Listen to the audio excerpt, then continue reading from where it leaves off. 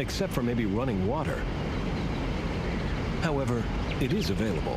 Right now, get 1.9% financing or a $500 cash allowance, plus our 7-year, 70,000-mile powertrain limited warranty on Jeep Liberty. Proof that it's one of the best values in America. Making sure you know what's happening in the Grand Rapids metro area takes a team of journalists dedicated to covering Grand Rapids news. WZZM 13 is the only station to make Grand Rapids news a priority. That's WZZM 13 News difference. Dine out and feed the hungry, October 16th. My kind of team, Chicago is a blue and orange dream. Chicago is the mighty Bears attack. Go for the sack, beat the pants off the pack. A new soldier feel the Bears will have. That won't yield, the Bears will have. Monday night, it's got to be seen. They're my kind of team. All right, boys. All right. Let's bring it home, Bear style. One town that won't let you down. Unlike Champagne 4 and 12. Come on, guys, get those knees up. Get it up, that's as high as they go. That's right. They're my kind of team.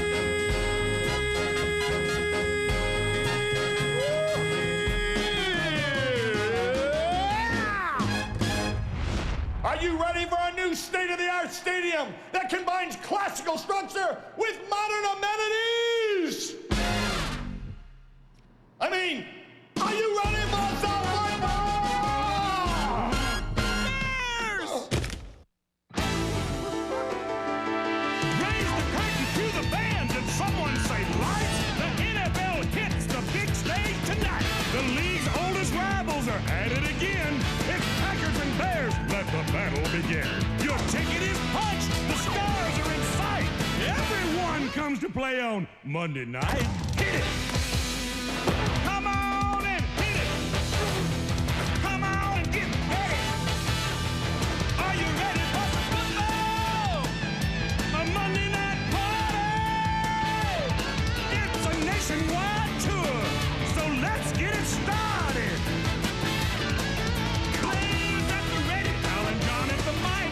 All my rally friends are here for Monday night! What a weekend in this town. The Chicago Cubs clinched the Central Division crown on Saturday. They begin postseason play tomorrow. And just south of downtown, Soldier Field reopens after a 20-month refurbishment.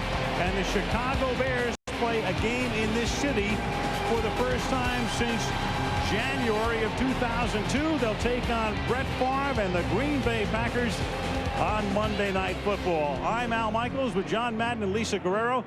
Welcome to Chicago. Words not uttered on Monday Night Football in 7 years. We haven't been here since 1996. In good measure because the Bears just haven't been that good apart from the 2001 season. Now they're trying to get healthy again, but they started the season with a loss at San Francisco. They were annihilated by the 49ers. Looked a little bit better against Minnesota. Come off a bye week, and they have Cordell Stewart, the ex-Steeler, at quarterback. As far as the Packers are concerned, no team figured to have an easier road to the playoffs than Green Bay before the season started, primarily because of a weak division. But all of a sudden, the Packers are 1-2, and the Minnesota Vikings are 4-0. So this then becomes a very important early season game for Green Bay. And John, they lost to Arizona last week to go 1-2. Was that an aberration, or is this team in a little more trouble than people think? I don't think this team is in a little more trouble than people think. I think this team is going to be okay. You know, in preseason, they lost both their tackles, so they didn't have an offensive line. So Brett Favre didn't have that to work with. Then he gets his offensive line back. Then he loses his receivers. So he hasn't had the part. So you watch him. They're not in sync. Brett Favre isn't in sync. But he still has it. He has the arm. He has a lively arm. He can still move. And to me, he's still one of the most exciting players in this league to watch. And then they go home. They'll have to face Seattle and Kansas City, 2 unbeaten teams over the next 2 weeks. As far as the Bears are concerned, they went through a period where they won 14 of 16. Since then, they have lost 14 of 16. What does this team have to do to start winning again? Well, you know, I don't think the answer is in the quarterback. I mean, they have 6 different starting quarterbacks the last 6 years. I think it's defense. If you look at last year, they weren't as opportunistic. If you look at 2 years ago, their defense was making plays. They were getting turnovers, not only creating turnovers, but they were scoring with those turnovers. And if they're going to win tonight, and if they're going to win a lot of games this year, or many games this year, their defense is going to have to be a big part of it. Bears home opener. Soldier Field reopens. A beautiful shot on a 58-degree night in Chicago as we get set for Monday Night Football.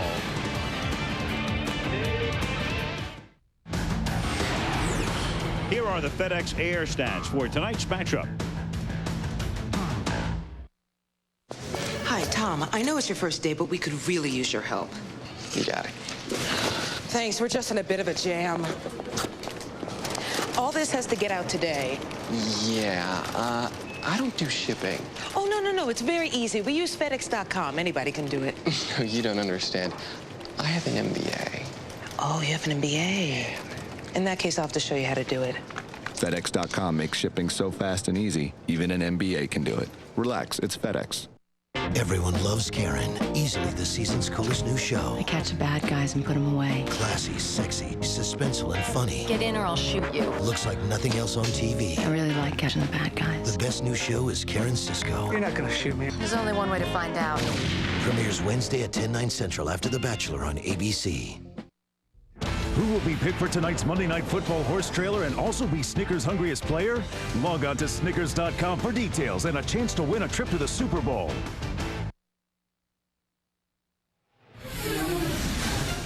George Halas, Vince Lombardi, Packers and Bears. 55 Hall of Famers have played in this series. There's a future one. Brian Urlacher for the Bears. 3 Pro Bowls under his belt. And again tonight, Skycam coming your way from Chicago. Skycam presented by Visa as we get ready for the kickoff. Welcome to Sirius, the world's only satellite radio service with 100% commercial-free music. 100 streams, including 13 rock, 10 pop, and 9 hip-hop and R&B, plus sports, news, and entertainment. And now, take it from your car to your home. The $99 plug-and-play. Rock the house. Rock the car. Rock wherever. 100 streams of satellite radio. Sirius, it's on. Now for a limited time, get special deals at your local retailer. ABC Sports welcomes you to the following presentation of the National Football League.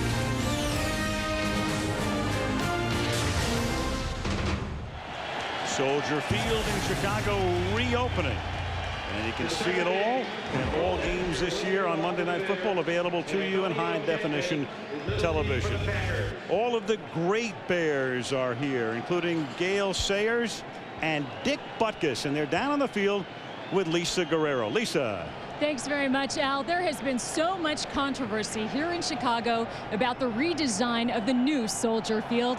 Gail, as you take a look around, what are your thoughts? You have to be here to appreciate it. It's probably one of the top 2 or 3 stadiums in the NFL.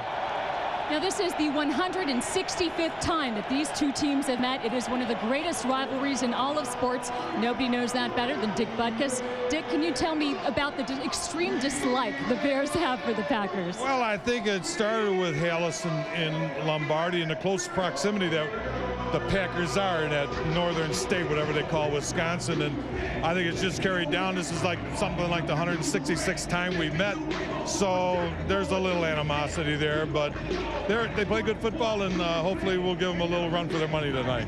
Absolutely. Hey, Al, it is exciting down here. It's very loud, but now it's going to be up to the Bears to see whether or not they're going to give these fans something to cheer about for the next 3 hours. For the next 3 hours, Lisa, and the next 50 or so years, and he certainly gave gave fans a lot to cheer about. Mike Singletary, for 12 years, the great middle linebacker for the Bears, who will kick off as we get things underway tonight. Paul Edinger to put it in the air, and Antonio Chetman to run it back. Crowd on its feet. Capacity about the same as it was before the refurbishment. A little bit more than 60,000, and we're underway in Chicago with a bouncing ball scooped up at the 24-yard line by William Henderson. And the Packer fullback brings it out to the 38-yard line as we take a look at the Green Bay offense. Brett Favre, Southern Miss. Amon Green, Nebraska. William Henderson, UNC. Donald Driver, Alcorn State. Javon Walker, Florida State. Bubba Franks, Miami Hurricanes. Chad Clifton, Tennessee. Mike Wall, Naval Academy. Mike Flanagan, UCLA. Marco Rivera, Penn State. Mark Tauscher, Wisconsin. Tauscher and Clifton hurt last year, rehab.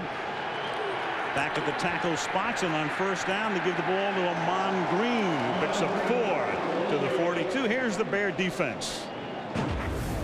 Fort Daniels, Georgia. Keith Trailer, Central Oklahoma. Brian Robinson, Fresno State. Alex Brown, University of Florida. Brian Knight, Pittsburgh. Brian Erlacher, New Mexico. Warwick Coleman, Texas A&M. R.W. McQuarters, Oklahoma State. Mike Green, Northwestern State. Michael Brown, Nebraska. Jerry Azuma, New Hampshire. That Bear defense now facing a 2nd and 6, and Favre has his first pass of the game tipped by Alex Brown, beginning to come into his zone now. They really like him, second-year guy out of Florida, their 4th pick in last year's draft. You know, when the ball goes away, the end away from it has containment. So Brett Favre is going to fake one way and bootleg out the other way. Alex Brown has to get up the field. You see Alex Brown get up the field in containment, and as he contains, he gets in the lane to knock the ball down. 3rd down and 6. From the 42 on the game's opening drive. Favre slings it to the near side and too high for Javon Walker. So it's a perfect beginning for the Chicago defense. It's 3 and out, and they'll get the ball. Good coverage by R.W. McQuarters. They were playing man-to-man, and he was about as tight on Javon Walker as one can get. Now R.W. McQuarters back to run it back. Josh Bidwell to punt it. McQuarters from the 12 cuts it back up the middle and gets taken down at the 24-yard line. And let's take a look as Stewart comes out at the Chicago offense. Cordell Stewart, Colorado. Anthony Thomas, Michigan. Stanley Pritchett, South Carolina. Marty Booker, Northeast Louisiana. Doug White, Georgia Tech. Desmond Clark, Wake Forest. Mike Gandy, Notre Dame. Steve Edwards, UCF. Olin Kreutz, Washington. Chris Valerio, IUP. Aaron Gibson, Wisconsin.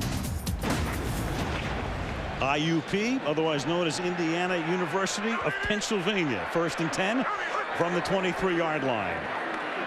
Stewart to the outside, and his first pass is complete. Short gain for Stanley Pritchett. Picks up 3. Let's take a look at the Packer defense. Joe Johnson, Louisville. Gilbert Brown, Kansas. Cledius Hunt, Kentucky State. Kabir Bajabia-Miller, San Diego State. Hannibal Navies, Colorado. Nick Barnett, Oregon State. Niall Diggs, The Ohio State University. Mike McKenzie, Memphis. Antoine Edwards, Clemson. Darren Ain't Nobody Sharper, College of William and Mary. Al Harris, A&M Kingsville. And on 2nd and 7 for the Bears, they give it to Robbie Abdullah. They have 3 running backs. Anthony Thomas, the primary guy, Adrian Peterson, and they use Abdullah a lot as well, but that didn't fool anybody. And there are Stewart's numbers for the first 2 games this season. They were routed in San Francisco 49-7, then played better, but still lost at Minnesota 2 weeks ago. Dick Duran, the Chicago coach of the year 2 years ago, but with what happened last year and what's going on so far this year, a guy on, as they say, the proverbial hot seat. 3rd down and 10 from the 22-yard line.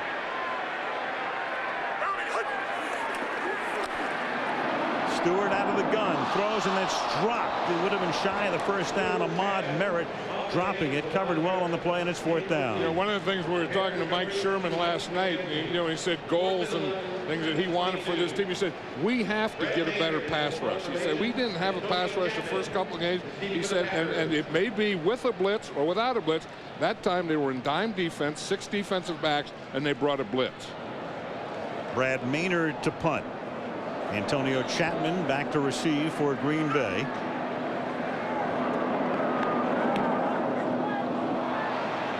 Short, wobbly kick.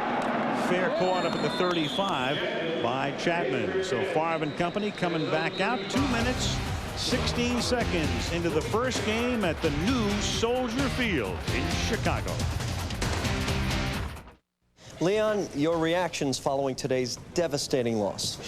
Football's a team sport, man. So I got to put the loss squarely on the shoulders of my supporting cast.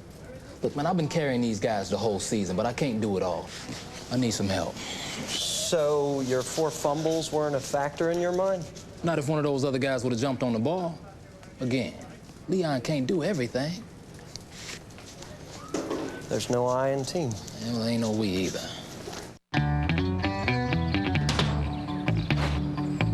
Happy Jack wasn't old, but he was a man. He lived in the sand at the Isle of Man.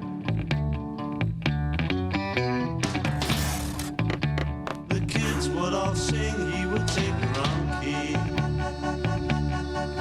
So they rode on his head in their furry donkey.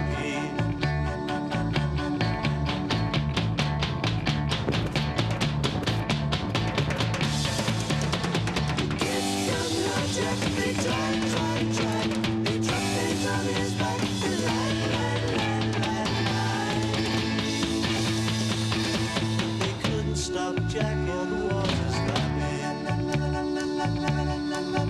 and they couldn't prevent Jack from being happy.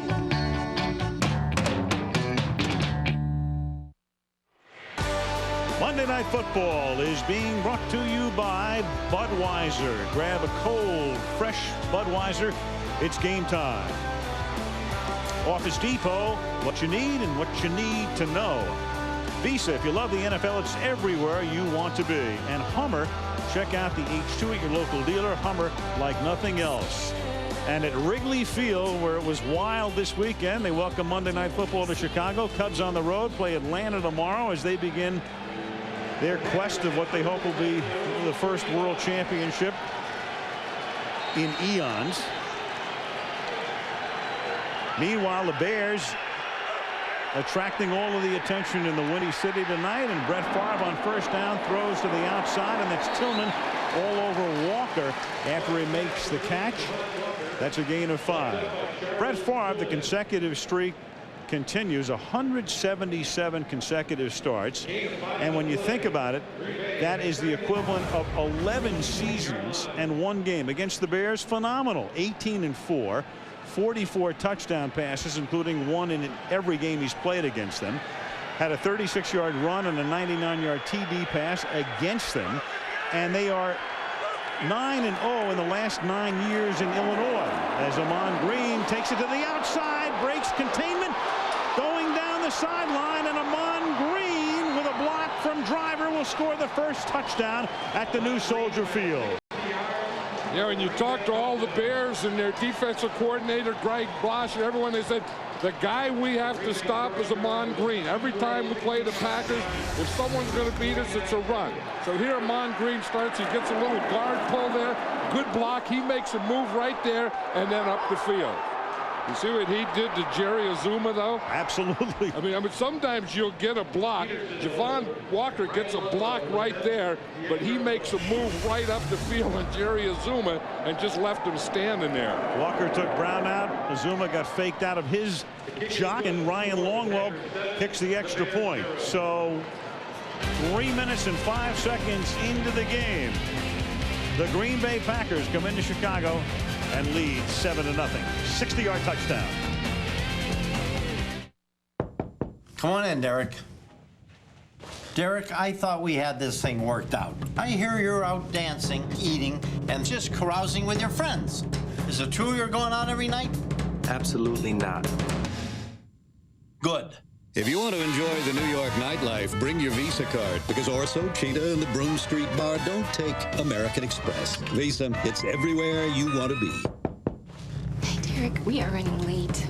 Sorry.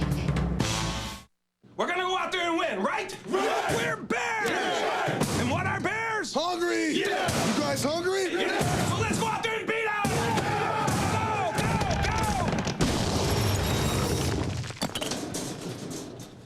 go, go! Oops. Spotting the hungriest player is easier than you think. So watch Monday Night Football, go to Snickers.com and vote for the Snickers Hungriest Player of the Game. Each week you can win a free Snickers bar or even a trip to the Super Bowl. Hey, how'd you guys get in here? Hungry? Grab a Snickers. Joanne is a 33-year-old small business owner looking for a more professional image. You know, she needs to update her look a lot. You need to project an image that is attractive and interesting. Joanne is ready for the ultimate makeover. We're just so excited. What a difference. It looks great. Joanne now has new computers, cordless phones, PDAs, and new furniture. Office Depot Total Office Solutions. Technology, furniture, and smart ways to put it all together. It's absolutely changed my life. ABC Wild Wednesday. First, is Junior ready to run the business? You want me to clean toilets? It's an all-new My Wife and Kids. Then, it's the premiere that could be the season's best. Who wants frittata? What the hell is a frittata? It's all relative. After My Wife and Kids, it all starts at 8/7 Central. ABC Wild Wednesday. Tonight's aerial coverage provided by Budweiser, and there's no more beautiful city to bring to you from an aerial view than this one. So great to be back in Chicago. What do you think of this new stadium? I like it. You know, we've been reading everything, and people have been trashing it. Others love it. I like it. I think it's great. I do too. I can't see anything wrong with it. And the field, the playing field, is super. From the 16-yard line, it's Rabi Abdullah bringing it back up to the 26-yard line, and the Bears will set up shop there, 1st and 10. As we watch Amon Green's run again, we're talking about blocking the second level. And the guy that has to get out there is the center, and the guy he has to get out on is Brian Urlacher. He's saying, where is he? Now watch Flanagan comes out here, and he gets a block right there. He makes that block, so he stops Urlacher from the pursuit, and then he can get to the outside. And then watch what Amon Green does to Jerry Azuma right here. He gets him going one way, and whoop, he goes the other. At the 25-yard line, Adrian Peterson is the running back here. And that's Peterson with the ball. And he picks up 4. Again, Anthony Thomas is the key guy, but they use Peterson, and Jerron likes to work in, as we've already seen, Rabi Abdullah as well. And there is the man they call the A-Train with a great rookie year. Thomas 2 years ago, and then last year, subpar year, broken finger, cost him the last 4 games of the season. I really don't like that. I think when you have 3 guys by committee, that means you really don't have confidence in any one guy, because if Anthony Thomas really were the guy, he would be in there all the time. But the fact that he has a package, Peterson has a package, Abdullah has a package, that means that none of them are the guy. Especially early on. Short drop by Stewart, throws, and that's caught by Desmond Clark, who was flexed out. The tight end, Antoine Edwards, makes the tackle. It'll be 3rd down and a long 2 here. Yeah, and they caught him on a corner blitz that time. Both of the corners, the outside defensive backs, come on a blitz. You watch here, he's going to come. Here he's going to come. Now he feels that, and he throws it right out here to this receiver. That's not a bad read. Watch the corners line up like they're coming, then they start coming inside, and now he knows I can go out here quickly, and he does. That was a good read by Cordell Stewart. 3rd and a long 2 from the 33. The Bears seeking their initial 1st down of the game off a fake draw, buying Stewart time. And Stewart, as he did so often at Pittsburgh, he was slashed there for a while.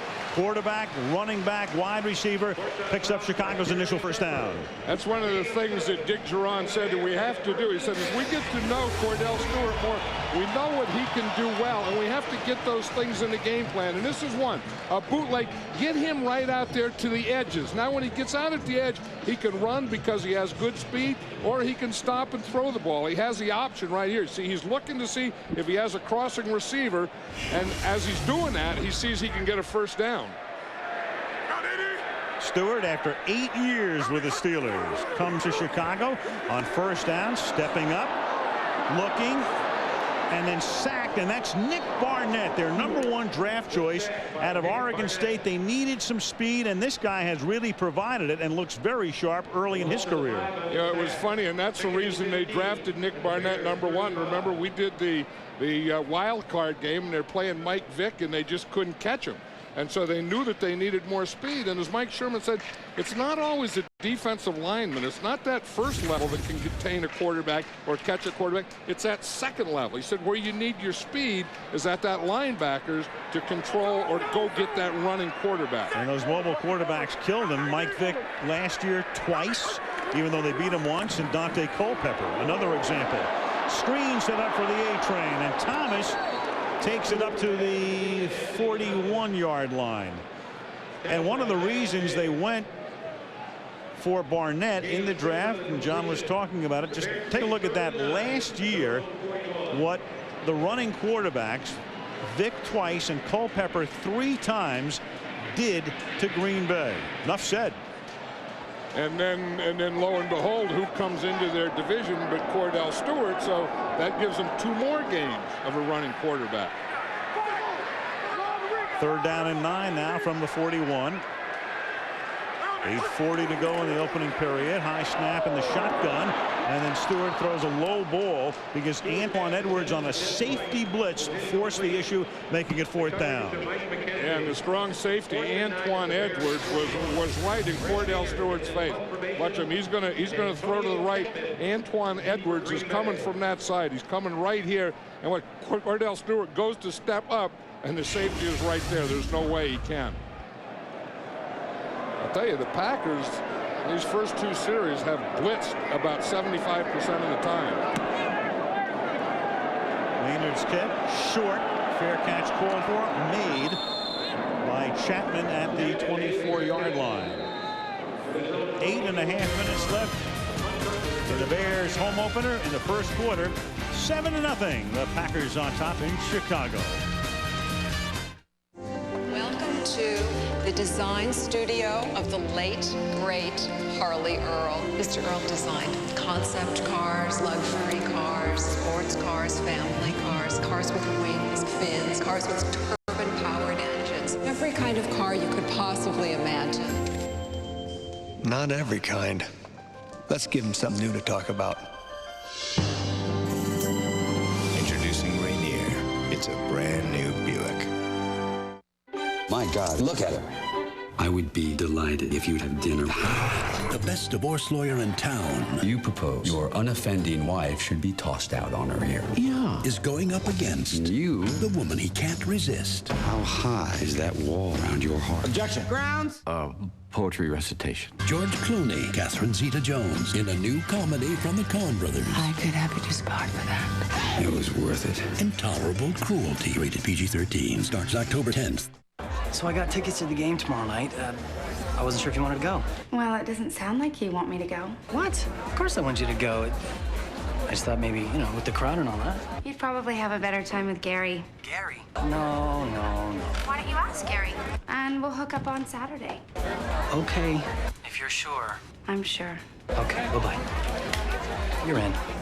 Yes! I'm out!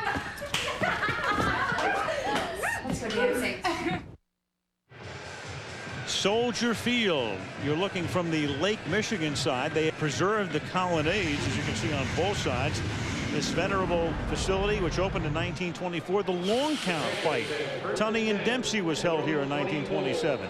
In '63, the Packers were upset in the annual game against the College All-Stars, and Walter Payton broke Jim Brown's record among the myriad events and the myriad accomplishments that have taken place in this park. A little dump off to Donald Driver, and he takes it up to the 30-yard line for a gain of 6. You know, it's funny, Brett Favre, you know, for years would never bootleg to the right, and so far, I mean, to the left, he'd always bootleg to the right. So far in this game, he's bootlegged twice to the left, and you could just see him saying, Alex Brown got me out there the first time and he tipped the ball. Let me do it again and see if he can do it again. And he gets out there and just throws it around Alex Brown. This is like a second home for Brett Favre. To think that he's beaten the Bears 9 times in a row in Illinois. We say Illinois, but he's 8 times here. Then he beat them in Champaign last year. And he said the field, the weather, the outdoors, everything is a lot like Lambeau. He said he feels like it's playing a home game when he plays here. Green is stopped in his tracks by Keith Traylor. Do you know the long count fight? Wasn't that amazing? I'd forgotten about the fact that Tunney went down the long count because Dempsey didn't go to the neutral corner. The referee, Dave Barry, enabling Tunney to get back up and win the fight in 1927. Yep, who would have thought, huh? The old neutral corner deal. You put that in terms of a time frame reference. A week later, Babe Ruth hit his 60th home run in 1927. 3rd down and 5. Favre throws, and it's a leaping grab made by Donald Driver, who beats R.W. McQuarters, and it was Driver who wound up on his head a couple of weeks ago, and with the neck injury had to miss a game and came back gingerly last week. He's all the way back now. You know, for every quarterback, the definition of being open is different. For Brett Favre, it's just half a step. McQuarters really had pretty good coverage there, but to Brett Favre, that's wide open. When his guy has half a step and he has the outside shoulder and he can put it up and over to his outside, he's going to get it to him most of the time. Driver now his go-to guy, but they run a reverse, and it's Javon Walker. And with Favre going down after a block, Mike Brown runs him out of bounds. I'll tell you who really made the block, though, was Mike Flanagan. We saw Flanagan earlier make a block, and then on this time he really gets one. He gets a double over on someone. Watch Flanagan. He's the center right here. See him working out here, working out. And then he's going to crack back right there. That'll open up the sinuses. Favre tried to block him initially and went down. 2nd down and 9 now. Under 6 to go in the quarter. Tony Fisher is the running back, and they send him in motion, leaving Henderson in the backfield. And Favre floats one, and it is dropped. It's Wesley Walls, the tight end, who's been around, has a hamstring injury that he's just recovering from. So they picked up Walls in preseason, had it, and then dropped it. Flag down. You know, and I think Walls was picked up because Brett Favre wanted Wesley Walls. I don't think that he has a number of receivers on this team that he really feels confident that they know where they're going to be. Holding. Number 90 in the defense. Automatic first down. That's a 5-yard penalty and an automatic first down. That's Brian Knight, the outside linebacker. Yeah, he's a strong side linebacker, but you can just see that he was on Bubba Paris, the other tight end. Wesley Walls on the other side. Here's Knight right here, and you can just see him grabbing Bubba Franks. In fact, that's a real hole. I mean, he has him around the right side and the left side, and every side you can get on a tight end. 1st and 10 now, and that's caught. Wide open is Driver as he works the hash marks, and that's another Green Bay first down. They're up by 7, marching again. The thing is, Brett Favre really knows how to work a lane. And you have to sometimes be a little patient. But here, 1, 2, 3, look. And he just throws. There's a lane there, and there's a slot there, and he's going to get it right in that window. Green again. Green breaking it again. And Green picking up a first down. Getting it to the 17-yard line. Amon Green tackled by Mike Green. You know, it's funny, you talk to the Bears and they say we have to stop Amon Green. We have to play 8 men in the box. We have to do all those things. And I'm not sure how you can do that when you're playing Brett Favre. I mean, at some point you have to say, well, we have to rush Brett Favre. We have to contain Brett Favre, and then we have to take care of the run too. This is a tough offense when it's clicking. Pick your poison. 1st and 10 from the 17. Pitch it back to Green. Hard-earned yard and a half or so. just shy of the 15. And let's check in with Lisa. Thanks very much, Al. I have a question for you football fans at home. If you were a successful millionaire, would you go back to college and complete your bachelor's degree? Neither would I, but Ahman Green is the exception to that rule. He left the University of Nebraska in 1998 without completing his degree, but in the 5 seasons since then, he's gone back so he could walk with his class, the class of 2003. He earned his degree in geography. Certainly knows how to run north and south, Al. Yes, he does. He knows how to work his way around the country, too. Started in Seattle, comes out here. He might have been slightly shaken on that last play. On 2nd and 9, they give the ball to Tony Fisher, and he gets to about the 13-yard line where Alex Brown makes the tackle, setting up 3rd down. You know, some writer wrote something about Brett Favre, that he was finished, or they, you know, maybe they ought to draft another quarterback and start thinking of replacing him. And you know, it did bother him. I mean, you'd think a guy this long, it would just, you know, just go off his shoulders, but it does bother him. And then you watch him and you think, this guy's not ready to retire. He's having too much fun. I mean, the way he plays, the way he talks, the way he acts, he enjoys playing this game. You're right. It's almost like, you know, he needed some extra impetus.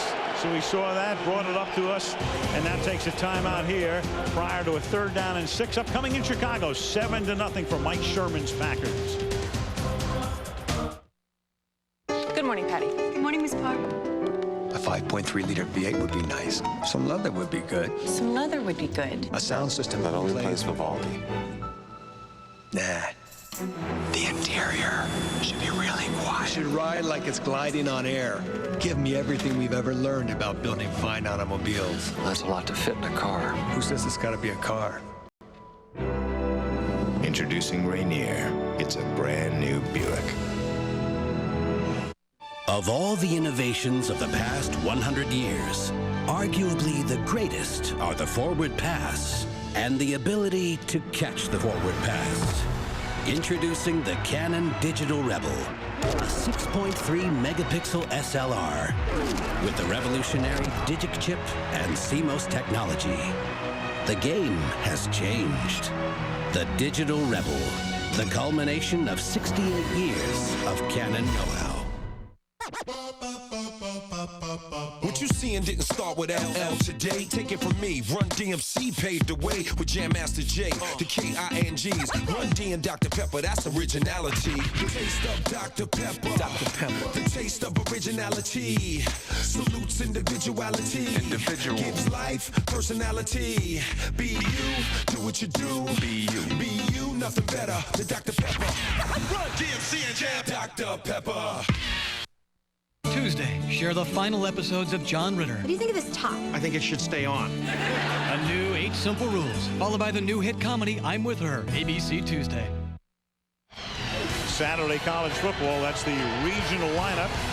Michigan and Iowa headlining it. Kansas State, Texas, USC against Arizona State, Clemson, Maryland, 3:30 Eastern, 12:30 Pacific.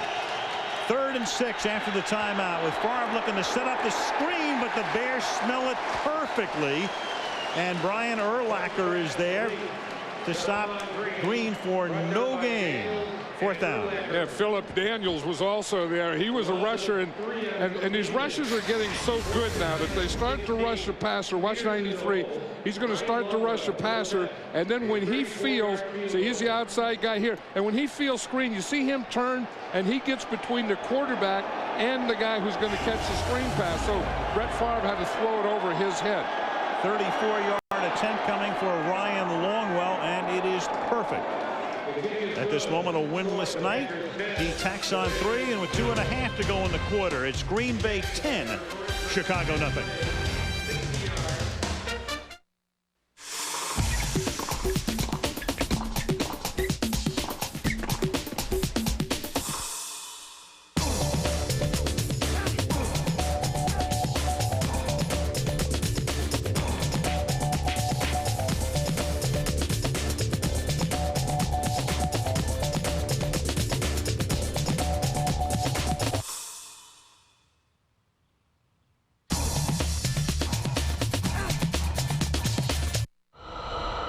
I know in my soul I contributed to your death, but I don't know how.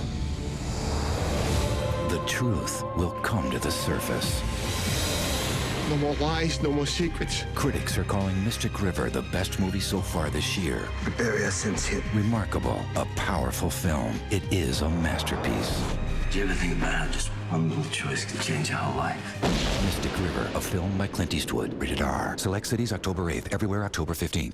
The stock market has changed, and this time we're going to change with it. Well, I'm doing more homework now, and I need information I can trust. And that's why we developed Schwab Equity Ratings. I don't want to make the same mistakes I made in the past. Schwab Equity Ratings are fact-based evaluations of a stock's potential performance. I want a better way to find quality stocks. And right now, we'll send you a free sample of Schwab Equity Ratings for 3 stocks of your choice. Just call 1-888-8-SCHWAB and discover a better way to get a clear perspective on your investment decisions. Thursday, Primetime gets extreme with Extreme Makeover. Behind the scenes, cameras rolling, revealing what it takes to get on this show. On Primetime, following Extreme Makeover Thursday. Are you ready for some football?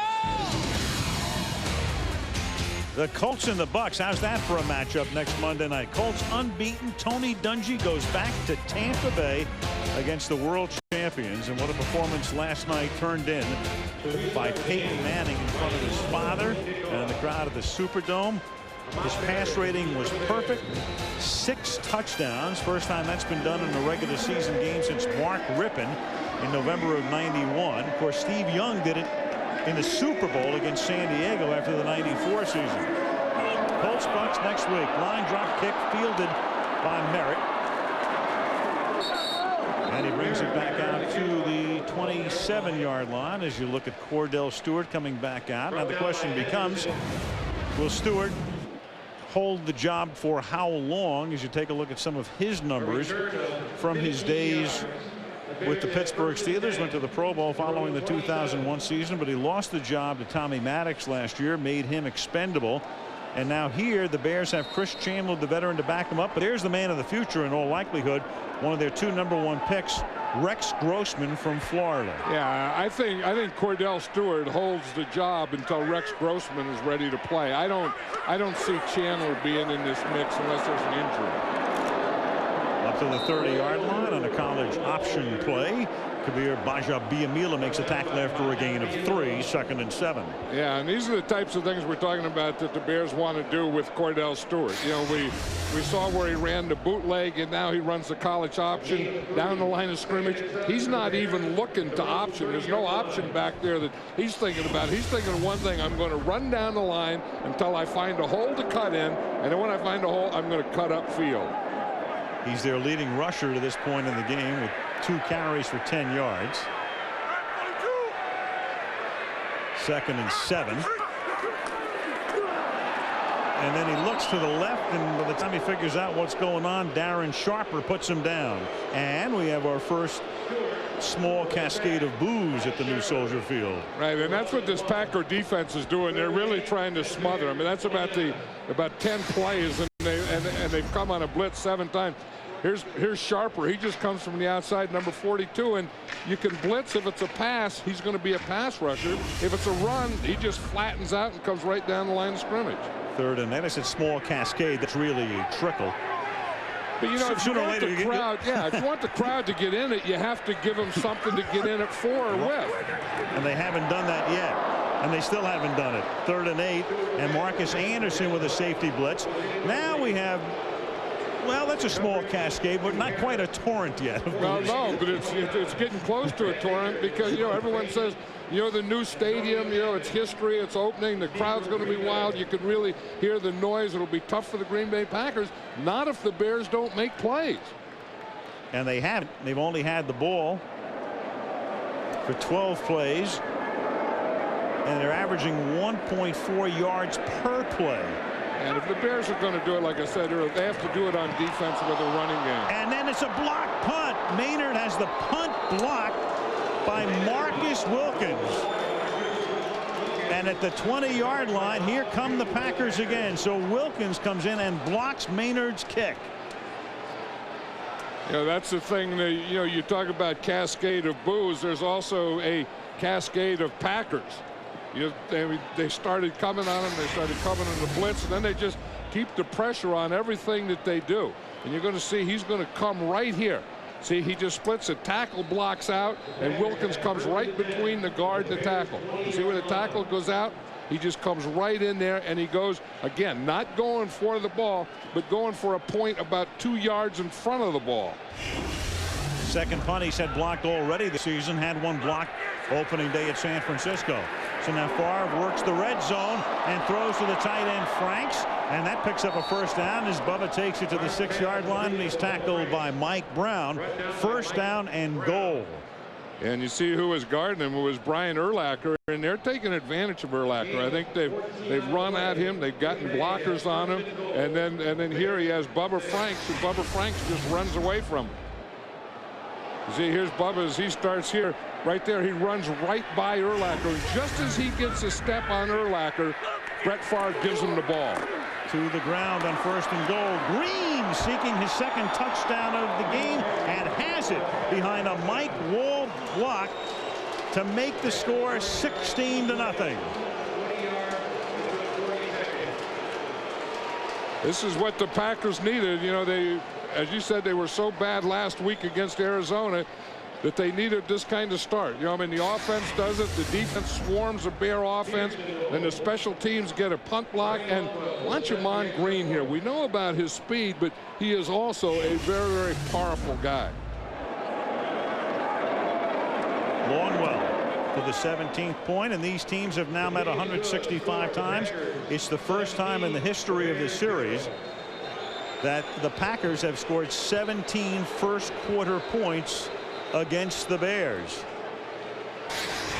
Yeah, the closer you get to the goal line, the bigger the tight end is in their play, either as a blocker or as a receiver. Watch Bubba Franks here. You see, he comes past the tackle, gets up again to that second level. You know, you're always going to get that first level block, but if you're going to get a big run or you're going to get a touchdown, then you have to get up to the second level, and then you'll let your running back use his power. Brian Urlacher.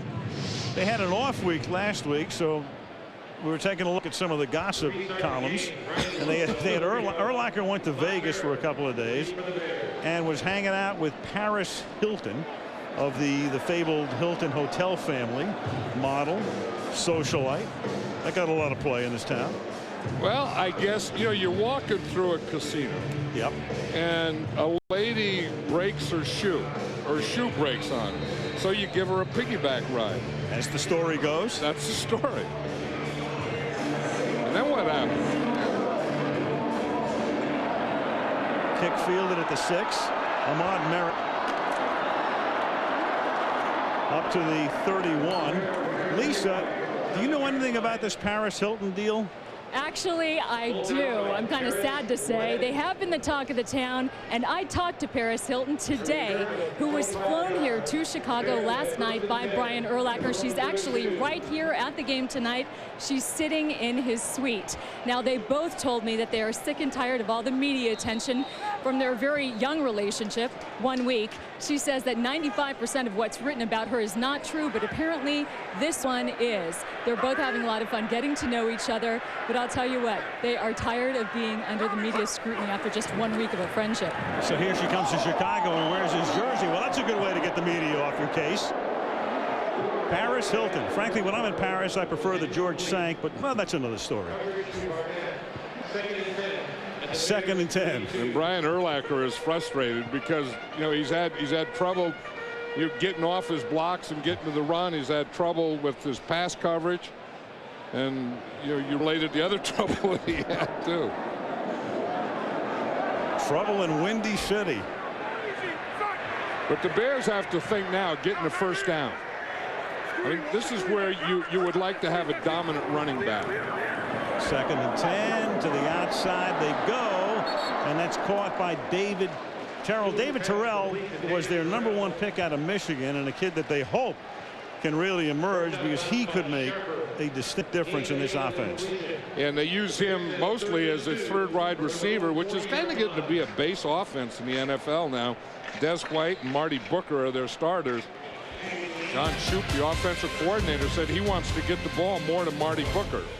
Monday Night Football resumes from Chicago after this message and a word from our ABC stations. Okay, I'm on. How do I get started? Do you know the way to use eBay? Millions of people do, so why not you? Let's start today. eBay is so very easy. Put a few bucks down, your cash goes far. Buy a thing, maybe two, maybe even a car. Do you know the way to use eBay? Okay.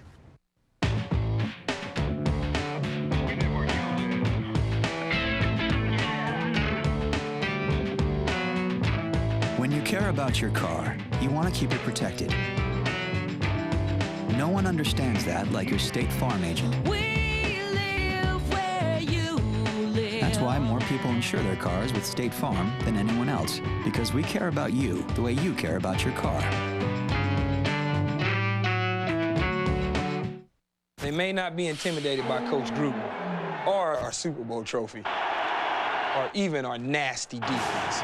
But our pirate ship, man, that thing will give anyone the willies. Colts, Bucks, next Monday night on ABC.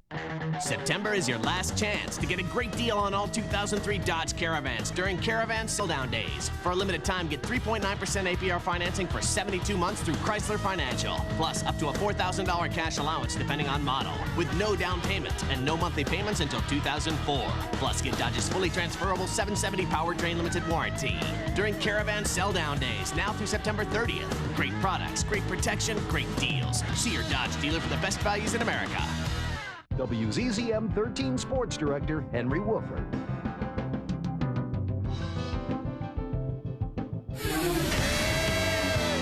Baby, don't you wanna go back to that same old place? Sweet home, Chicago. Al Michaels, John Madden, Lisa Guerrero in Chicago start the second quarter. The Bears down by 17 as we reopen Soldier Field, and on 3rd and 2 it is Stewart throwing, and he just has to throw the ball away. So on 3rd and short, because Joe Johnson puts the heat on, Cordell can't get it away, and here comes the punting group. Yep, and again they bring the corners, and that's something that has to be a big part of their plan is they are really going to bring the outside, and they're going to bring the pressure all night on Cordell Stewart. They're not going to let him get comfortable off. He goes to play pass, he gets turned around, boom, there's 2 corners right there, plus Joe Johnson. Maynard, who had his last kick blocked, will kick it away to Chapman.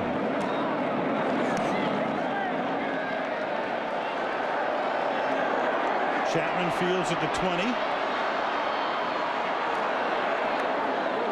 Gets corralled up at the 25-yard line with 19 seconds gone in the second quarter. Virginia McCaskey, and what a great night it is, of course, for the McCaskey family and the relatives of the late George Hallis, who dreamed about something like this happening. And Soldier Field, of course, was old and venerable and all that, but just it wasn't going to cut it much longer. And they talked about maybe going to the suburbs, at one point maybe building a stadium across the state line in Gary, Indiana. But it turns out to be the refurbishment of Soldier Field. And here we are as Brett Favre tries to spoil the night for the home folks, and has it picked off along the sideline by Mike Green. And Mike Green will be out of bounds, but they do have possession. Green steps out of bounds up at about the 32-yard line. You know, we talk about what the Bears have to do and what they didn't do last year and what they did 2 years ago. We're just seeing it right here. That's what they did 2 years ago. They would not only, make a play on defense, but then do something with it. You're going to see Mike Green here. You see he's playing man-to-man. He just gets a jump. I think Javon Walker got too close to the sideline. So Green was able to use the defense and the sideline.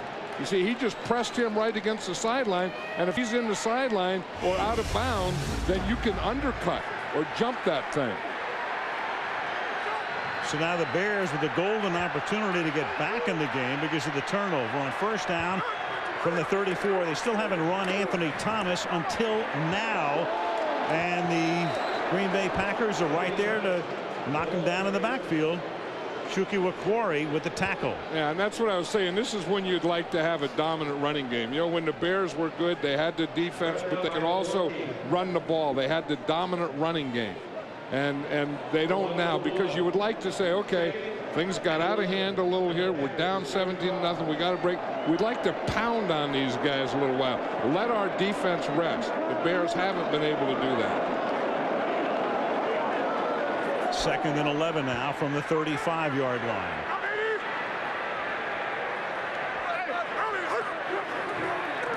Short drop, 3 steps. Ball caught on the outside, and that's Marty Booker, who is their primary receiver. Marty Booker, great year in 2001, led the team in receptions last year. First grab tonight for him. See, because they're blitzing so much and they're getting this pressure, anytime you get blitzes, you're going to have man-to-man, so you might as well work on these guys. And you could run a little deeper patterns, I think, and maybe the thing to do if the Packers want to continue to blitz their corners, blitz their safeties, play man-to-man, maybe go maximum protection and just throw the ball out there, because that was the 9th blitz of 17 plays. 3rd and 6, the show. A 5-man front in effect, and Stewart's going to take off, and Stewart picks up the first down. Left them a big gap on the right side, and Stewart takes a short drop back and then picks up a first down on the ground. Yeah, and usually you run away from the blitz. We're talking about the blitz. Darren Sharper, number 42, was up, and he's on that side, and he blitzes, and you see the blitz right here, and Cordell Stewart runs right at the blitz. He lets them, kind of invites both of them up the field, the rusher and the blitzer, and then goes inside of both of them. Instead of a 5-man front, that was the craziest spacing I ever saw. 3 guys on one side, then a huge gap, and 2 on the other. Right, they were all rushing the quarterback. Is what they were doing. They were playing pass. And on a quarterback keeper, it is Stewart picking up 2. Hannibal Navies with the tackle. 17-0. Packers on top. Updated figures. And that Packer turnover leading to this drive is the Bears, who have been thoroughly outplayed and outgained, trying to get back in it. Brett Favre's thinking, why in the heck did I do that? You know, he has so much confidence in his arm that he thinks that whatever crack there is, he can get that ball in there. And he will throw some of those. 2nd and 8, another short drop, and then the pass is caught. Having to reach for behind was Dustin Lyman. He's a couple of yards shy of the first down after they give him the forward progress, and 3rd down upcoming. You know, we were talking to John Shoup, the offensive coordinator, the other day, and he said what he'd like to do is take the reads away from Cordell Stewart as far as your progression 1, 2, 3, 4, and either throw it to Marty Booker or to Desmond Clark. Now, I haven't seen that yet. And then when we talked to Cordell Stewart about that, he said, I don't like that. He said, I've never been trained to do that. I've been trained to read a defense, find the opening, and hit the open guy. So I don't know. I think Shoup is on one page, and Cordell Stewart is on another page. Shoup, at 34 years of age, the youngest coordinator on either side of the ball in the league. Thomas to the short side, outside, reaching and trying to pick up the first down. It's going to be very close. You see the head linesman go right there to where the yellow line comes in. Baja Biamila makes the tackle, and it is a first down. Jeff Triplett, the referee, so signals. Dick Duran so signals. You know, you're going to see it's that, you know, you talk about second effort, and that's exactly what happens here. Anthony Thomas, watch him right there when he reaches out right at the end to extend the ball out. Now it's where the ball is when his knee goes down. In fact, he was out of bounds then. So it's where the ball is when his knee goes down out of bounds. It's enough for a first down at the 12-yard line. Stewart, look out from behind. Down he goes in the arms of Baja Biamila, who had a phenomenal night on Monday Night Football last year when these two teams met in Champaign. Watch, he's on Mike Gandy now. He does this. Baja Biamila does this better than anyone. Watch as he dips that left shoulder right there to get underneath. Now, once he gets to that position, there's no way you're going to block him. You know that old deal that they talk about wide receivers, if they're even, they're leaving if they have speed. It's the same thing with Kabir Gbaja-Biamila. If he gets his shoulder even with you as the offensive tackle, if he's even, he's leaving. He had a 72-yard interception return and 2 sacks on Monday night last year against the Bears as Thomas takes the ball back inside the 15-yard line, tackled there by Niall Diggs. And now his brother's playing for the Oakland Raiders, so we have the Gbaja-Biamila brothers in the NFL. Gbaja-Biamila tonight. Bump, bump, bump. His brother was inactive last week for the Raiders. Yeah, I saw him in Denver. 3rd down and 11. But I tell you, he can make that move that he just made there 2 plays ago against Mike Gandy, where he just gets that shoulder. And sometimes he can get so low to the ground that it reminds you a lot of Lawrence Taylor, the way he used to do it. Shotgun. Play clock down to 1 on the snap. And then Booker drops the ball. Trying to set up a screen. Curious call on 3rd down and 11, and up comes a field goal attempt for Edinger. Well, it's the same thing. It was a 3-man line. They were in their dime defense, or 6 defensive backs, and they blitz again. And I don't think screens are what you need, or short passes. I think you can go maximum protection, and I think you can work the ball up the field in the passing game. A little different thing we're going through right here. Edinger every time, isn't it? Yeah. Strange style, but very effective. That's what you do at golf. From 31 yards away, it's like a screwball. Started down the middle, faded the other way, but it's 3 for Chicago, and it's 17-3. Hello. Hey, it's Susie. I'm in the neighborhood. I thought I'd stop by. I don't know if that's a good idea. My place is kind of, I've got some Bud Light. Come on up. Nice place. Thanks. I'll put this in the fridge. Make yourself at home. Okay.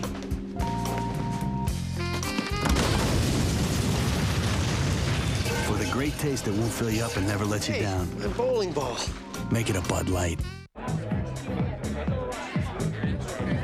What's the party for? We just finished our Active Directory rollout. We created a single AD forest and consolidated 70 domains to 4. With group policy, new Salesforce apps deploy in a day instead of weeks.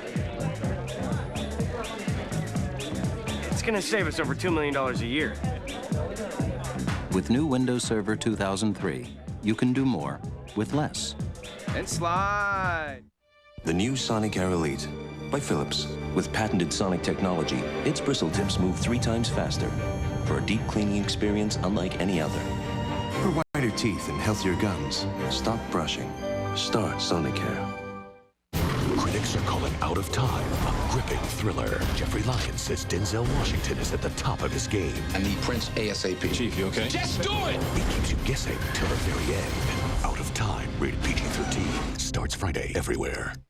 I'm a player in the National Football League. But that is not who I am. I'm a member of a community. Dedicated to making a difference in people's lives. I'm a player in the National Football League. Back in Chicago. Monday Night Football in the Windy City for the first time since 1996. As you take a look at Soldier Field, Mike Downey's line in the Chicago Tribune today, I like the way he described it. Part Parthenon, part Krypton. Everybody's an architecture critic this week.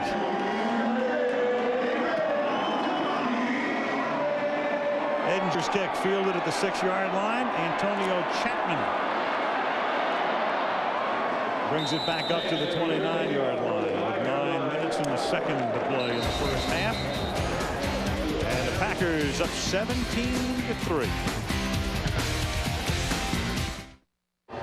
Some people don't realize how many nonstop flights Southwest offers, so we created this simple color-coded map to help. Baltimore to LA is red, Phoenix to Raleigh-Durham, blue, Chicago to Seattle, yellow, LA to Austin, canary yellow, Orlando to Albuquerque, teal, Las Vegas to Houston, aquamarine, Buffalo to Phoenix, beige umber, San Jose to Baltimore, pistachio, Oakland to Chicago, sea green, Albany to Orlando, puce, Tampa to St. Louis, pinkish, New Orleans to San Diego, kinda green. You are now free to move about the country.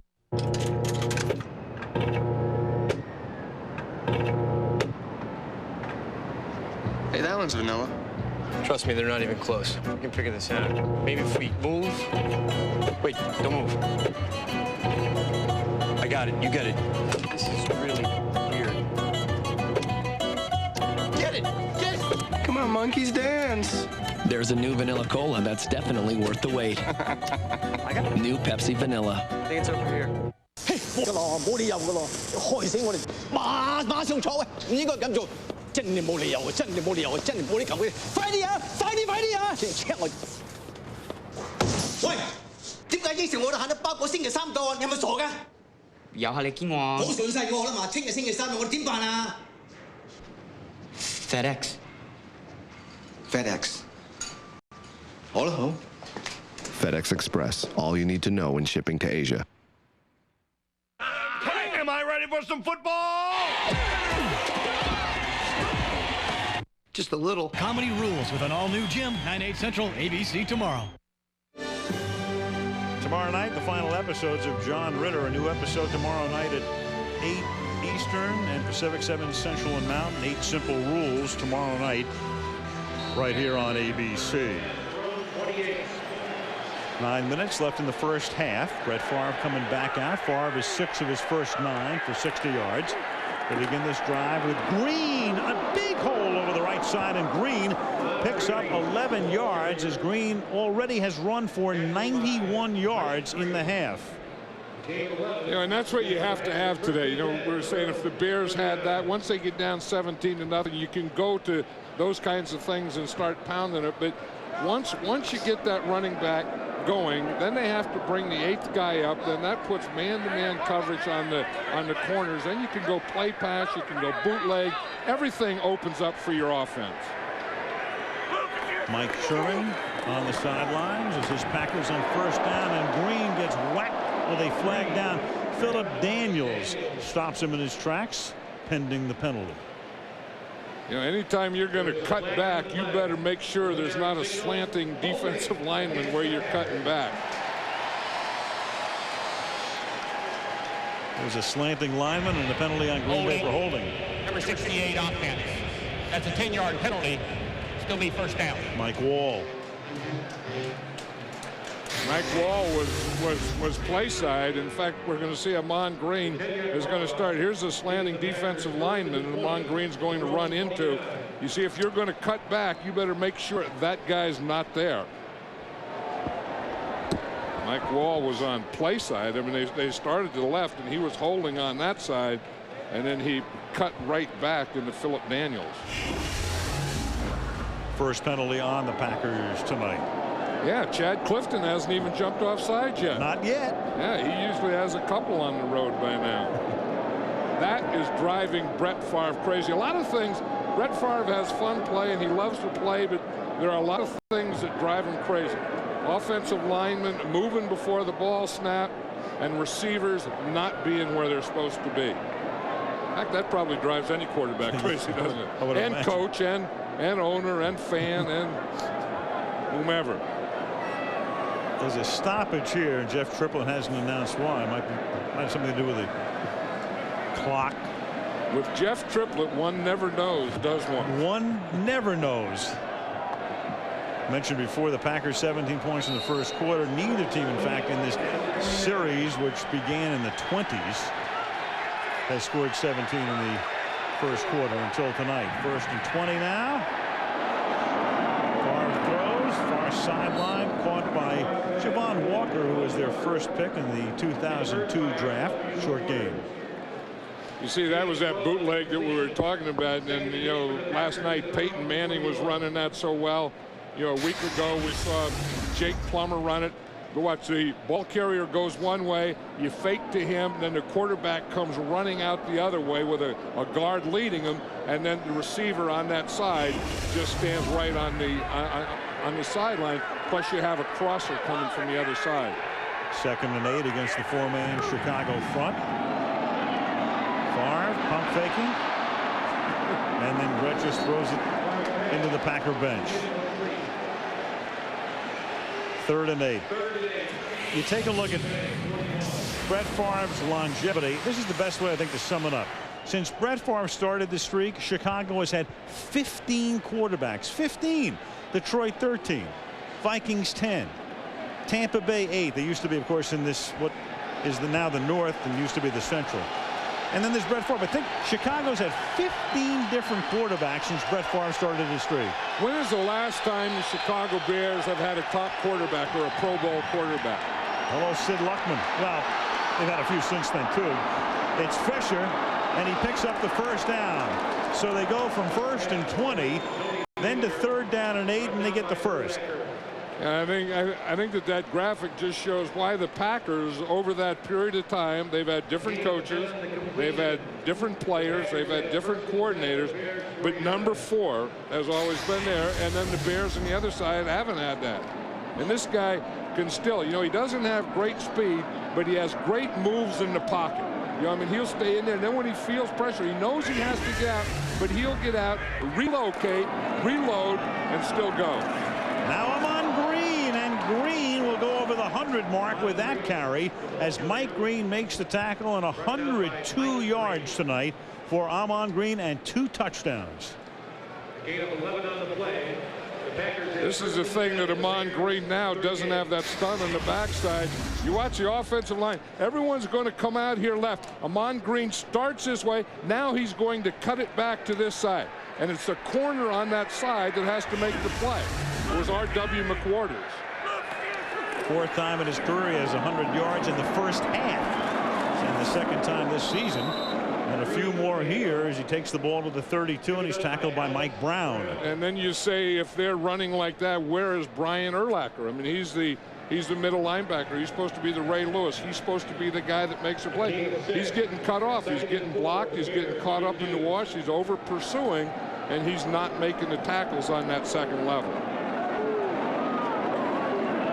He's a good player, and whether you say it's, you know, the front 4 aren't the same or the linebackers on the side aren't the same, he has 2 tackles, but they have been running very successfully. 2nd down and 4 from the 32-yard line. Favre, after the long count, gets protection, slings it to the outside. Henderson makes the catch, tackled by Urlacher, but another first down for the Green Bay Packers, who have outgained Chicago by a better than 4-to-1 ratio at this point. And when the Bears, you know, get on their heels this way, you know, they don't know what to take away. You know, I mean, do you gang up in the run? Do you get 8 men up there to stop him on Green and then let Brett Favre have his way with you, or do you mix things up, play off, and then Amon Green is going to run on you? So whatever they do, they're doing the wrong thing, and the Packers are doing the opposite thing. Whistle before the snap.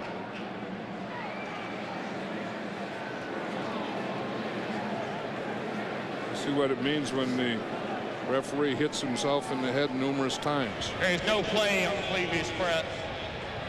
What? It'll still be a first down. No play on the previous prep? Yeah, whatever that was. Well, what the signal for him, I don't know what it was. The signal for it was you hit yourself in the head 3 times and then you do it again 3 times.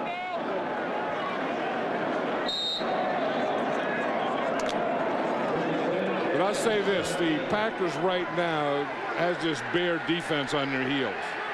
Our producer Fred Godelli telling me the stoppage was some fan has a whistle trying to confuse the players, and that's the reason for that stoppage. From the 17-yard line, here's Fisher.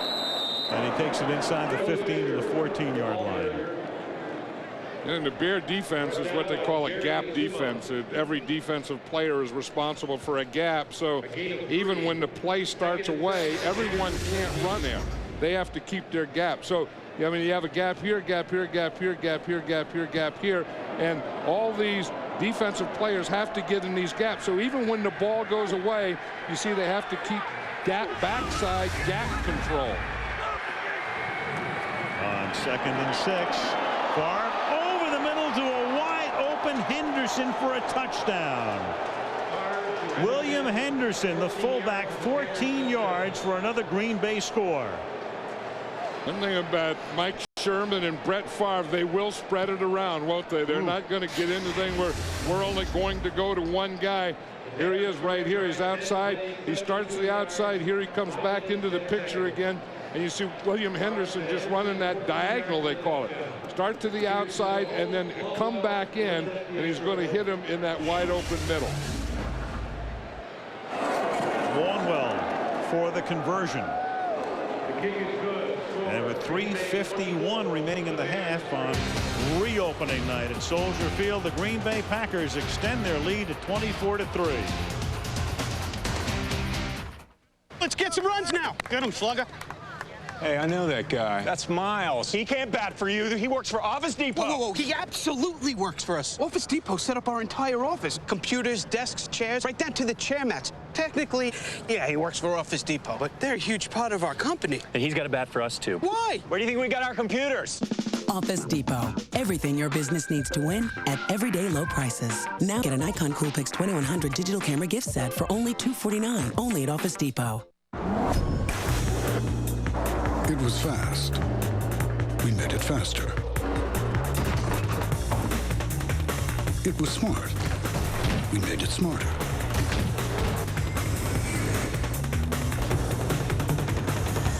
Until it was as close to perfect as it's ever come. And that's saying something. Introducing the new, more powerful ES330. Claire and I have a great partnership. She focuses on our designs. Oh, I love that. And I concentrate on sales. But the truth is, we couldn't do it without Visa Business. It gives us flexible payment options when ordering supplies. And the management report helps us track every expense. CNC California, just one of the millions of small businesses that use Visa to help manage their cash flow. It's almost like having a third partner, but they don't get their name on the label. Visa Business, it's everywhere you want to be. Looking for a good cop show Tuesday? Please open the door! USA Today says NYPD Blue is the best choice. An all-new Blue ABC Tuesday, 10/9 Central. A new episode of My Wife and Kids as Damon has his son come to work in order to teach him responsibility on My Wife and Kids. An all-new My Wife and Kids this Wednesday, 8 Eastern and Pacific, 7 Central, and Mountain on ABC. So the Packers, after that embarrassment in the desert last week on 102-degree temperatures, losing to the Cardinals, come into Chicago where it's half as warm. And they have taken the measure of the Bears 24-3 at this point, with Longwell kicking off. Merritt takes it from the 8-yard line behind a wedge, but not much of one, and that's Henderson, who just scored the touchdown on the special teams, making the tackle with 3:44 remaining in the opening half at Soldier Field in Chicago. Green Bay 24, Chicago 3. Searstown.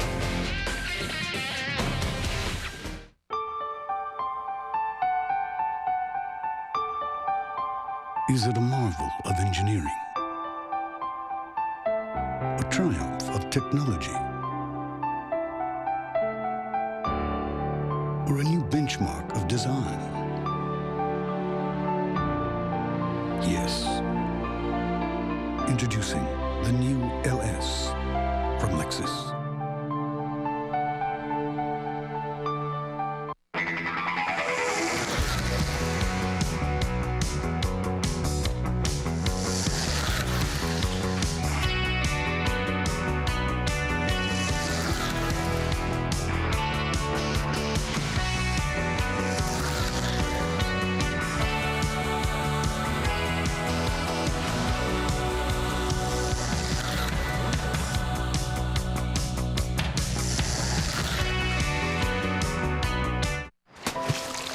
What you doing, Brian?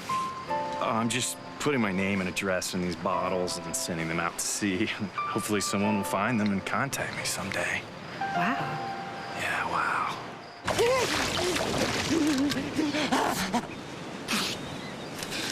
Why? Why do you torture me, Brian Henderson of 12 Maple Lane? For the great taste that won't fill you up and never lets you down, make it a Bud Light. Brian. Oh, nice to meet you. It's the straight eye for the queer guy. Who the hell are you? I'm your worst nightmare. A sissy lumberjack? It's All Relative. Series premiere Wednesday on ABC. Jim Belushi, a Chicago guy, has begun his third season According to Jim, you're going to see the next episode tomorrow night at 9 Eastern and Pacific. Our man is in the booth as the Bears have it at the 25-yard line. First down. Packers show blitz. Cordell Stewart flings it to the outside, and first down. It is caught by Desmond Clark. So Belushi shows up, and the Bears are on the move. Yes. What do you, as a Chicago, what do you think of this place? This place is incredible. I got to tell you, I walked through this whole stadium today, and there wasn't a bad seat in this house. It's like a theme park for Bears fans. I mean, it is the best stadium I've ever been in. Absolutely the best. So excited that the Bears and organization and the city really stepped up. I mean, we could have been in Gary, Indiana this year, you know? I mean, we were talking about that before, someplace way out in the suburbs from the 36-yard line. Yes. And that is caught by David Terrell. Great weekend for you. You go to the Cubs yesterday. You did take me out to the ball game. Oh, yeah, it was great. Great day for Chicago sports this weekend with those Cubs, man. And we're trying to turn it over, bring that spirit here, and, you know, turn it around. I think it's a new house. You know how you can't sleep in a new house when you move in? It takes second half's going to be a lot better. All the creeks will be out, and the Bears are going to nail it. I think that's what they have to do is get the creeks out, because what they're doing is the Packers are just blitzing, and I think what they're starting to do now is just going some protection and going one-on-one, because there is some passing there to be had. Second down and 5 from the 40-yard line. Thomas went to the outside. Thomas is going to get the first down. Chased by Barnett, but there's a flag down. There's a flag down. You may not, but let's see what the call is here. That's a touchdown, Al. Would have been. It would have been 60 yards. But you know what? No. Yeah. They're taking advantage of him. They caught him on that cornerback blitz again. You know, we're talking about how the Packers have just been blitzing everyone all night against these Bears. So part of the answer is maximum protection. The other part is just run right at it. Number 83 of the offense. 10-yard penalty. It'll still be second down. David Terrell, take a look at the hold here. This is the one that they needed, you know, and David Terrell is right here, and he's a good blocker. That wasn't a hole. It was more than a hole. Yeah, it was a tackle. I was trying to get those stats up. You were good, though, on that call, going, go, go, go, go. Al said penalty. You said no penalty. I get a little excited. Yeah, that's, you know, that's good. I think the Bears need a little of your excitement, a little of your emotion. I'm giving it to them. Your feeling. Yeah. We're all here for that. We're giving it to them. But they have to give you something, too. Yeah. No, that interception helped. That run was exciting, and it was called back. It's possible now. Second and 13. Stewart's going to take off. Gets necktied by Niall Diggs as he comes close to picking up a first down. We tick down to the 2-minute warning. Jim, that show's off to a great start, my man. Terrific. Year 3. It's going great. It's a big hit for ABC, and we're really happy about it. Jim Belushi. According to Jim, there was no penalty. But no penalty. We come to the 2-minute warning.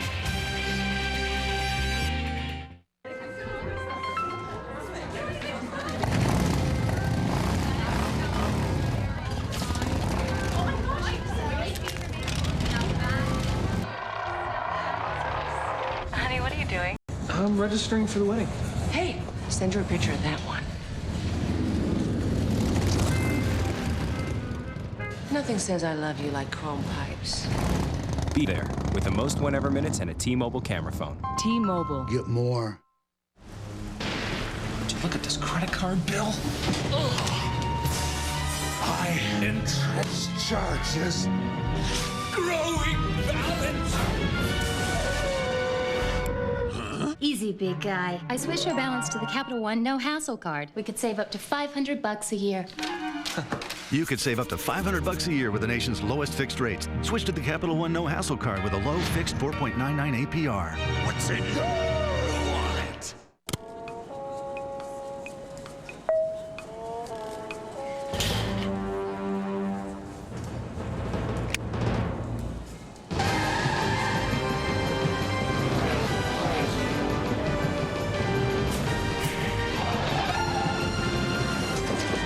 Just stop. There's more than one victory lane. Don't like waiting in line? At Staples, we'll get you in and out fast so you can get on with your day. Staples, that was easy. From executive producer Danny DeVito comes the season's coolest new show. Hello, boys. I'm Marshall. I catch the bad guys. Karen Sisco premieres after The Bachelor, ABC Wednesday, 10/9 Central. Lexus halftime show coming up. Something new tonight. Joey Harrington will be on the piano along with John Popper, Marcellus Wiley of San Diego, rapping with DMC, and you can log on to ESPN.com, NFL.com. We've made a contest out of that and pick your favorite musical performance of the season, as we'll do this from time to time at Monday night at halftime, and that's coming up at halftime. See, the Packers got Brian Urlacher talking to himself. You know, you play the run hard and it's play pass. You play the play pass and it's run. And you just bite your fingernails right through your glove. His defense has given up 226 yards and 3 touchdowns in the half. Stewart now flings it over the middle. It's caught by Clark, and Clark takes the ball inside the 35 to the 31. Antoine Edwards makes the tackle. Chicago has all of its timeouts. Yeah, this is pretty good here for the Bears at the end of the half, because they had that long run, although it's called back. Here's Desmond Clark here running the end. And you see Cordell Stewart, just as he gets a step, he puts the ball on it. That was a 22-yard gain, and now the pass is caught by Marty Booker, close to a first down in traffic. This is what John Shoop said that he wanted. Just throw it to Marty and throw it to Desmond. Those are your only 2 reads. Timeout, Chicago. So, how much software do you want to buy? Mr. Mooney's not here. So, how much software do you want to buy?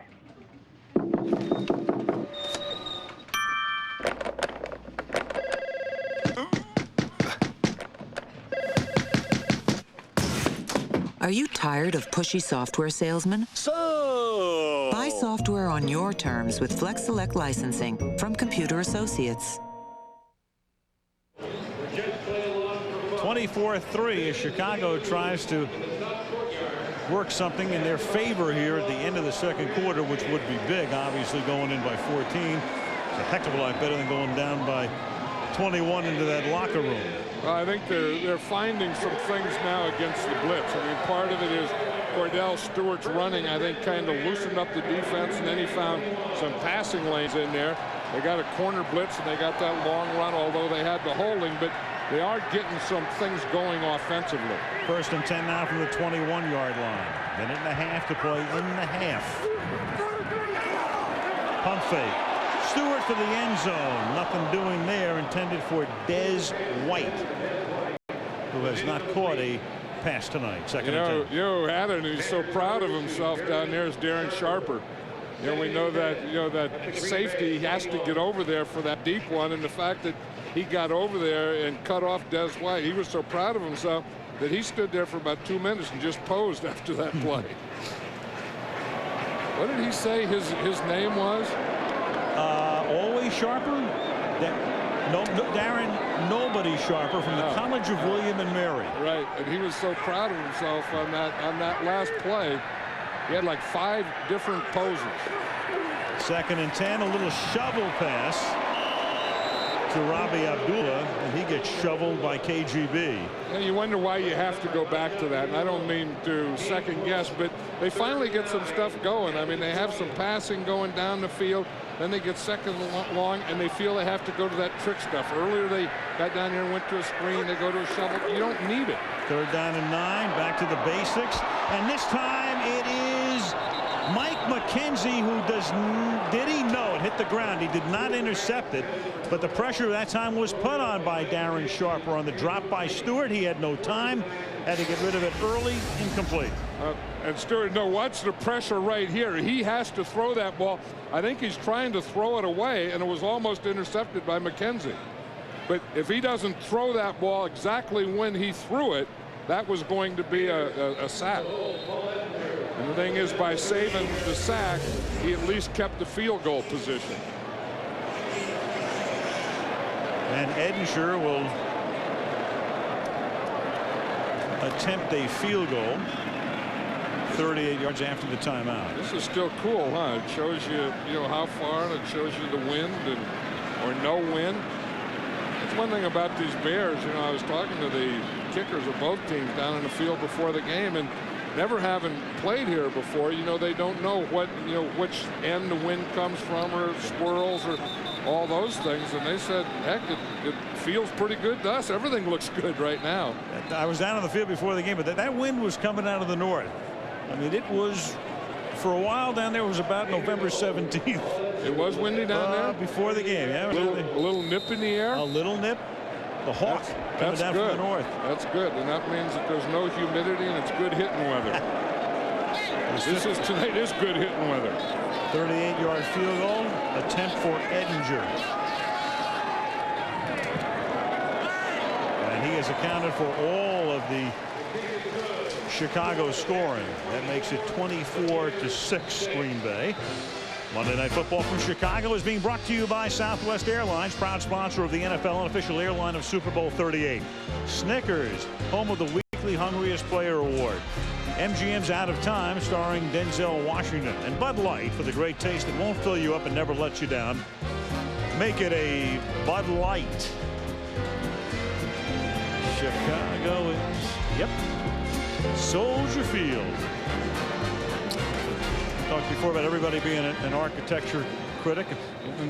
Everybody from Frank Lloyd Wright to Frank Lloyd Wrong had something to say about this ballpark. Well, you know, they all have that spaceship thing that it said that it looks like a spaceship just landed in Soldier Field, and that's just one angle. I mean, when we drove in here tonight, we drove all the way around it, and you know, from that one angle, it does give you that little space type thing. Now there it is from the lake. That's looking west from the shores of Lake Michigan. You can see they've kept the colonnade in place on both sides, in fact. I like that look right there. I do too. We'll get ripped for liking it. Here's Antonio Chapman up past the 30 to the 42-yard line. Good run back. You know, I'm not one to say that a timeout was a good timeout, but when the Packers took that timeout, that was a good call timeout, because they wanted another shot at these Bears before this half was over. And they will get one. As Mike Sherman's team is up at the 41-yard line. Saved them probably 30 seconds. Otherwise, Chicago could have pretty much run about all of the clock out. Instead, Green Bay, and they have one timeout remaining, and Favre throws a wobbler, and Chicago's coverage with Javon Walker making the catch, and Mike Green wanted to make sure he kept them in bounds, and he did. 2nd and 5 now, trying to set up at least a Longwell field goal. Favre, midfield, Green tries to get out of bounds and can't. Tackled by Mike Green, and now Green Bay does take its final timeout.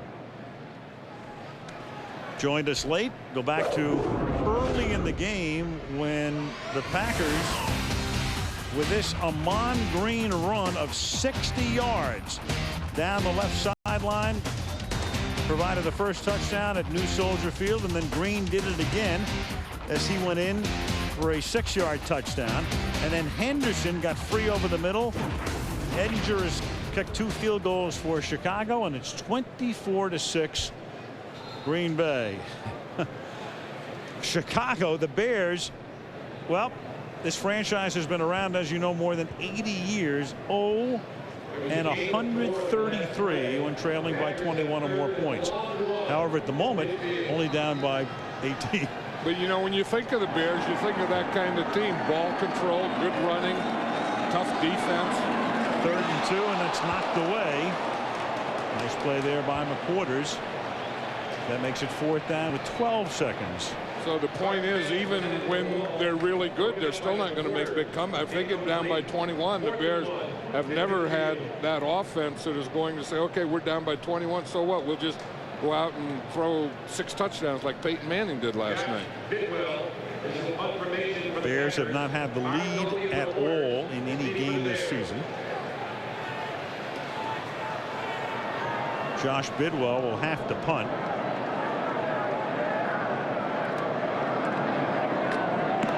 And the Bears came pretty close to blocking it. It's a poor kick. In fact, that may have been tipped, but it still rolls to the 15. Philip Daniels got a hand on it, but it won't do any good, as it turns out, because he kicks it down to the 15-yard line with 2 seconds remaining in the first half. Well, the Bears are going to get one more play because it's automatic timeout, a change of possession. I don't know if the Bears in their playbook have a play for 85 yards. I don't think so. Sometimes they don't look like they have one for 5 yards. Monday night at the mic, Joey Harrington of Detroit, Marcellus Wiley of San Diego joining us on stage at halftime. And then Tony Dungy goes back to Tampa next week on Monday Night Football. And you're right, John, you can't set up a field goal unless you have a long pass interference penalty. Yeah, because the game and a half can't end on a defensive penalty, so the Bears are just going to take a knee and take the booze. They do. Soldier Field in all of its glory back in business, but so is Brett Favre and the Packers as they lead 24-6 at the half, and we'll return after this message from the NFL and a word from our ABC stations.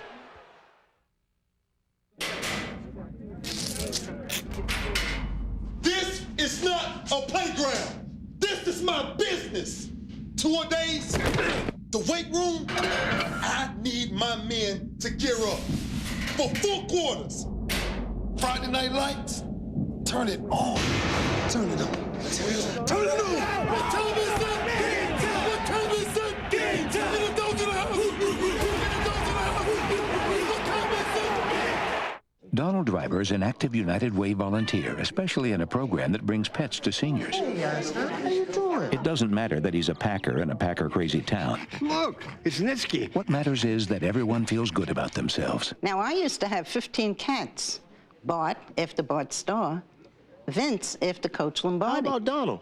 Yes, Donald. He was wonderful. After Don Hudson, the greatest Packer of them all. You don't have to be Donald Driver to make a difference in your community. Comedy Rules on ABC Tuesday. For a high school teacher to impress a movie star, he better know the right moves. You want to learn to dance? Jim Belushi guest stars on the new hit comedy I'm With Her. Then, on an all-new Jim, A Marriage in Crisis. Have you ever been with a Packers fan? Followed by an all-new Less Than Perfect. Way to go! You've been drinking? Couple. But the night starts at 8/7 Central with a new 8 Simple Rules. What do you think of this top? I think it should stay on. Share the final episodes of John Ritter. Nobody rules comedy like ABC Tuesday. Our wireless network works here? Yes. Here? Yes. Here? No. No. Yes. Karen, you're the customer. Surely this is enough network for you, yes? No. Do we think alike or what? You want wireless coverage wherever you go. So at Alltel, we're expanding our digital network by over 150,000 square miles. Right now, you can connect the whole family with up to 5 phones for just 99 cents each. And unlimited night and weekend minutes. See store for details. Better digital coverage? You got that right. Alltel. Introducing 2 new exciting roast beef sandwiches from Arby's. The new French Dip and Swiss and the new Philly Beef Supreme. What are you eating today? Friday nights at 11. Don't miss 13 on your sidelines. It's the first and only local high school football show combining highlights on the field with fun on the sidelines. Brought to you by Orthopedic Associates of Grand Rapids. Now get up to $2,000 cash back on the last of the 03 Camrys, Highlanders, Tundras, and Sequoias at your Toyota dealer. Now through September 30th. Colors blinking bright. Rain or snow in sight.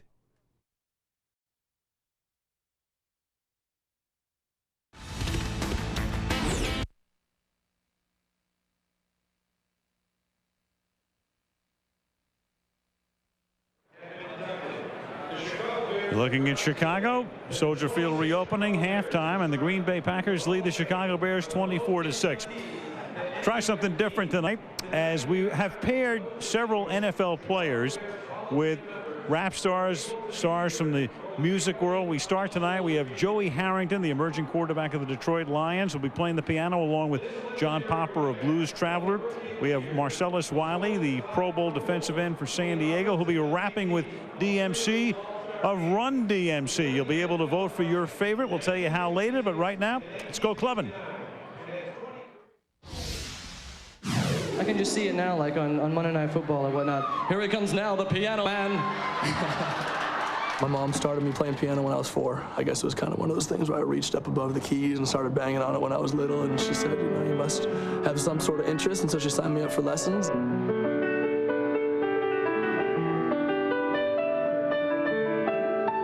started in my bathroom. The first thing I did was grab my father's video camera and a tripod, and I aimed it at the mirror. I'll be doing my video, and then I'll videotape it, watch it at night. Look, mama, I'm all grown, Wally name all blown. I had my moments when I didn't like practicing, and, Mom made me sit down, and, you got to practice for 15 minutes before you can go outside and play ball.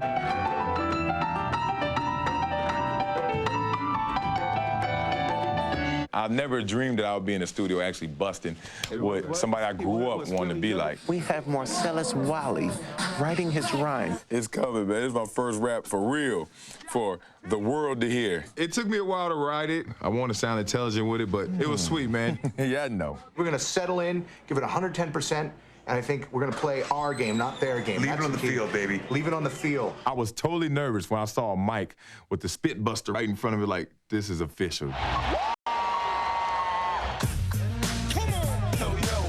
Like a butterfly, sing like a bee. My hands only hit what my eyes can see. A microphone champ like Muhammad Ali. If I didn't have a mic, I would still MC. The size of my jersey is double XL. They think I'm a player in the NFL.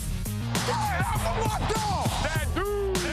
I wish your king would say, walk this way. Hurry up and call the play. Lace the cleats, cause I'm ready to ball today. It's hard to pass. That dude on the ground. See me coming? Y'all say dog is fast. You're not gonna laugh. Raiders. Please don't act like my name ain't known. I'm the one walking your way with D and Big Damone. Mama, I'm all grown. Wally name all blown. I get the most hits when we blitz call zone. No lanes to run. Playing us no games of fun. Act cause I'm beyond, cause I need calculus. Just to plus the millions that I make.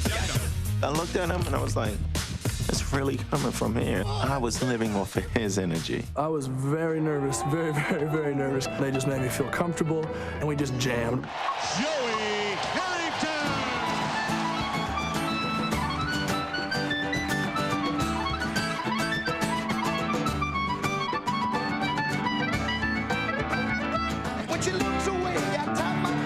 I try my best to be discreet, careful so she won't find out how much I want to shout. Come on and dance with me, Felicia. And show me how to do that step I never thought I could. You always move so gracefully, and I was never any good. Come on, Felicia, set me free. And when you start to close your eyes, you move so beautifully. Dance with me, I wanna dance with you, Felicia. The kid can play. I thought he was going to suck. How many people here tonight thought Joey played well? Huh? I was very skeptical. He rocks. We hope to win the whole tournament. I think we got a really good shot. You're gonna lose. Our video is set, so all we need is a few girls and some cars with rims, and we out. Winners. Who'd you like? Who moves on? Harrington or Wiley? You can log on to ESPN.com or NFL.com. Click the enhanced TV logo. Vote now. And the Lexus halftime show resumes from Chicago after this.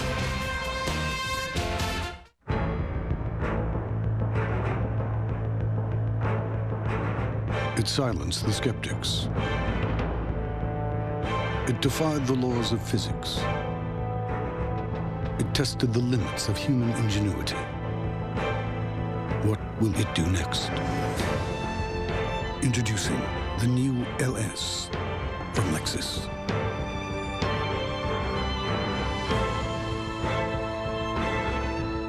It's going to be a wild Wednesday on ABC. First, is Junior ready to run the business? It's an all-new My Wife and Kids. Then, it's the series premiere. Her dad's a homehost? Everyone is coming out for. Who wants frittata? Ah! What the hell is a frittata? It's all relative. And 15 women, 1 bomb. An all-new Bachelor. Then, it's the premiere of the season's coolest new show, Karen Cisco. Wild Wednesday, starting at 8/7 Central, only on ABC. The Lexus Halftime Show, brought to you by Lexus and the new LS, the ultimate expression of their passionate pursuit. Here now, Al Michaels. You can go home again, and Tony Dungy will next Monday night. His undefeated Indianapolis Colts, 4-0. Peyton Manning coming off that 6-touchdown performance last night against the Tampa Bay Bucks and that fabulous defense. Indianapolis, Tampa Bay is the Monday night pairing next week. Meanwhile, here in Chicago, it's Blanda and Butkus and all of the rest being honored at halftime, along with Mike Singletary, as we get ready for the second half kickoff.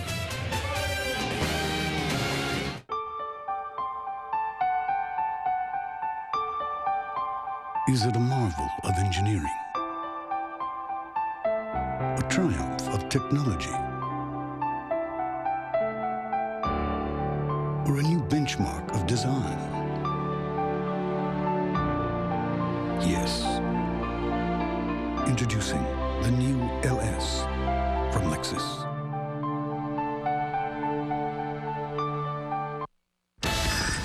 The Lexus Halftime Show, brought to you by Lexus and the new LS, the ultimate expression of their passionate pursuit. We'll be back with the second half kickoff after this from our ABC stations. A surprise twist sends someone home on the spot. The Bachelor, all new ABC Wild Wednesday. LA's best cops, solving its worst cases. The season premiere brings a crime so wicked.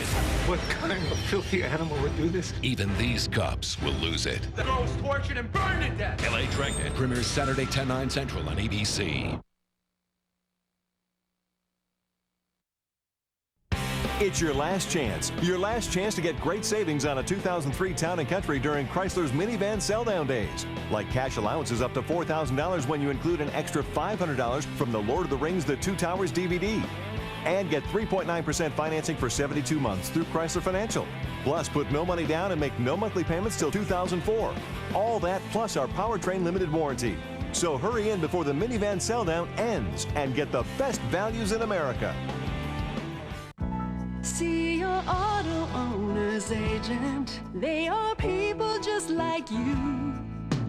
There to guide us, standing by us, strong in every storm. The years go by and now we see they're everything they said they'd be. Stop in at the Dave Zylstra Agency, W.A. Young, Doyle and Ogden, or the Borma Bloom Agency today, your local auto owners insurance agents.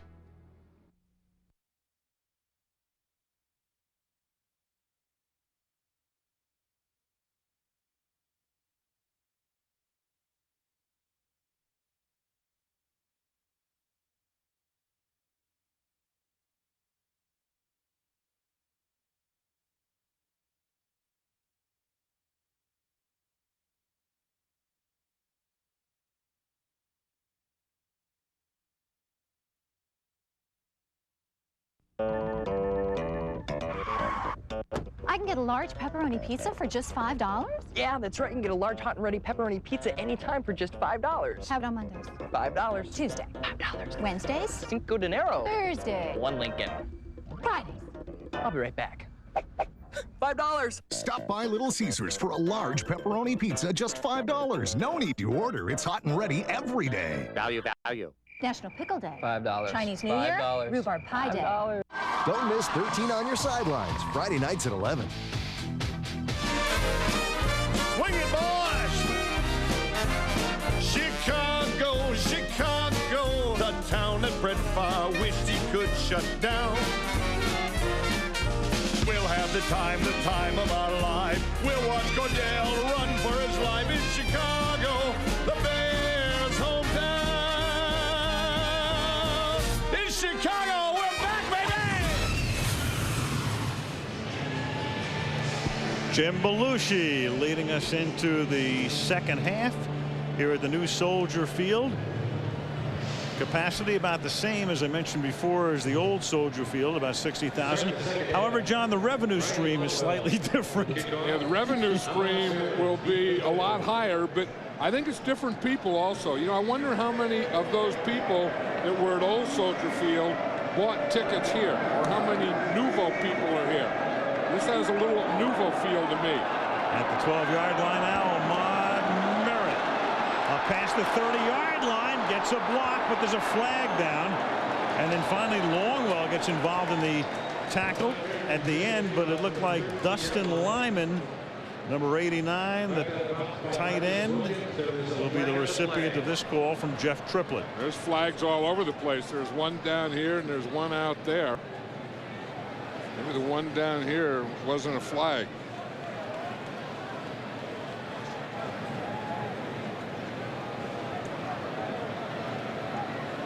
So it's on 89 Lyman. Let's check in with Lisa. Hey, Al, I just talked to a very disgusted Dick Duran at halftime. He said, quote, "We didn't do anything right. We've got to stay on the field offensively." Meanwhile, Mike Sherman told us yesterday that his big players were going to have to come up with some big plays. Well, mission accomplished in the first half. He was very happy with Brett Favre, Amon Green, but most especially his offensive line, Al. His line paving the way for Green's 109 yards, Favre's 119 yards in the air. And I mean, Duran summed it up. I mean, that this offense just has to stay on the field, and they can't. Yeah, and the thing to stay on the field is you have to start just getting some first downs. And they had only 7 to Green Bay's 12 in the half. And they begin here with Thomas running right into big Gilbert Brown. The old gravedigger. And you know, if you're going to run in the middle, and 93 is right here, I mean, he takes a whole bunch of space. You better get him blocked if you're trying to get there. See, he starts to that side, and he still has enough quickness. You know, you think of Big Gilbert, he's slow and he's a plotter, but I'll tell you, those first 2 or 3 steps, he has some real quickness in him. Went right around the Pro Bowl center, Olin Kreutz, 2nd down and 12 from the 15-yard line. Stewart to the outside, finds the open man, and that's Des White making the catch, and that will move the chains. The numbers now through the first half.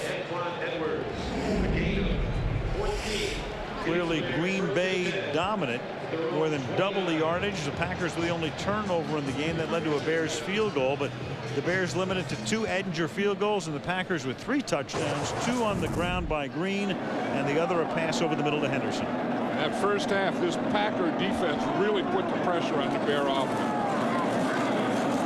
Thomas goes to the outside, gets around the corner, and finally gets taken down by the former Eagle, Al Harris, close to a first down. So Anthony Thomas, we talked about it before, had a great rookie year. Then last year the line was a mess, and his numbers really tailed off. Then he broke a finger.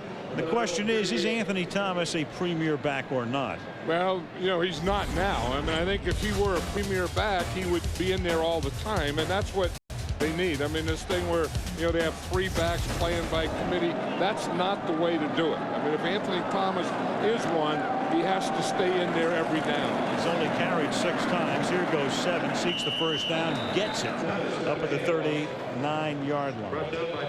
You look at the Bears and you think about their great running backs. Well, the last 3 players to lead the team in rushing in each of his first 2 seasons. The great one, Sayers, the greatest one, Peyton, and Anthony Thomas. And you wouldn't confuse the third with first 2, would you? Not yet.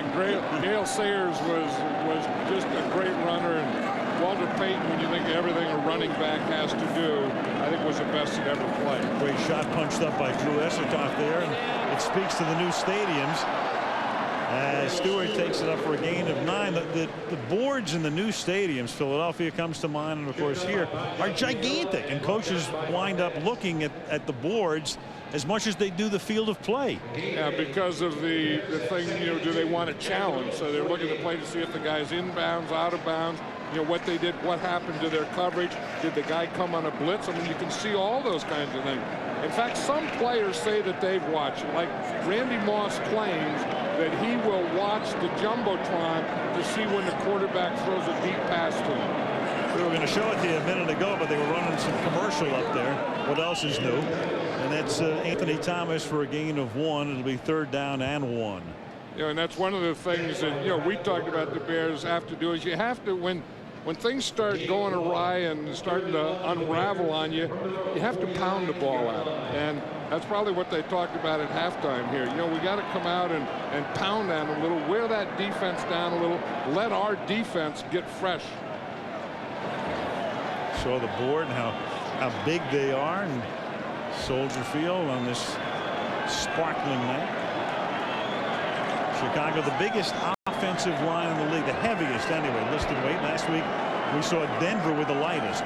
3rd and 1, and Thomas to the short side of the field and has the first down before Niall Diggs stops him. First down, Chicago. On this drive, they've ran the ball 6 times and just passed it once. But if you look at Aaron Gibson, the right tackle, they have to be the biggest. He weighs 375 pounds. Notice this, and he lost 70 pounds. So he was like 350 when he got started, or 450, right? About. He was 450, and at one time he got as high as 480 pounds. Oof. Now he's down to that. He's down to 375. One-time Detroit Lion. Stewart with the fake, but there goes Sharper again, and he busts the play up. Sharper again, blitzing. Got him initially, and then you could see Stewart look at Pritchett and say, "What are you doing? Block." And he's so proud of himself after he makes a play. That's what he did in the first half too. But again, this is what the Green Bay Packers are doing. They say, we're going to put the pressure. Here's Sharper here as a safety, and you see him come up from a safety position, get to the outside, just come in the blitz. Pritchett, as you said, or as Cordell said to him, hey, pick the guy out, block, put something on him. Don't just let him run right by you. Sharper with 2 sacks tonight. The Packers as a team have 4. On 2nd and 17, Cordell throws it right into the arms of Niall Diggs. And the Packers get it back, and the boos begin again, and there goes Chicago's opening drive of the half. Now that's what the sack did, and that put him in 2nd and long, and where the Packers had been blitzing, they decide, let's let him throw this one into coverage. 24-6 Pack.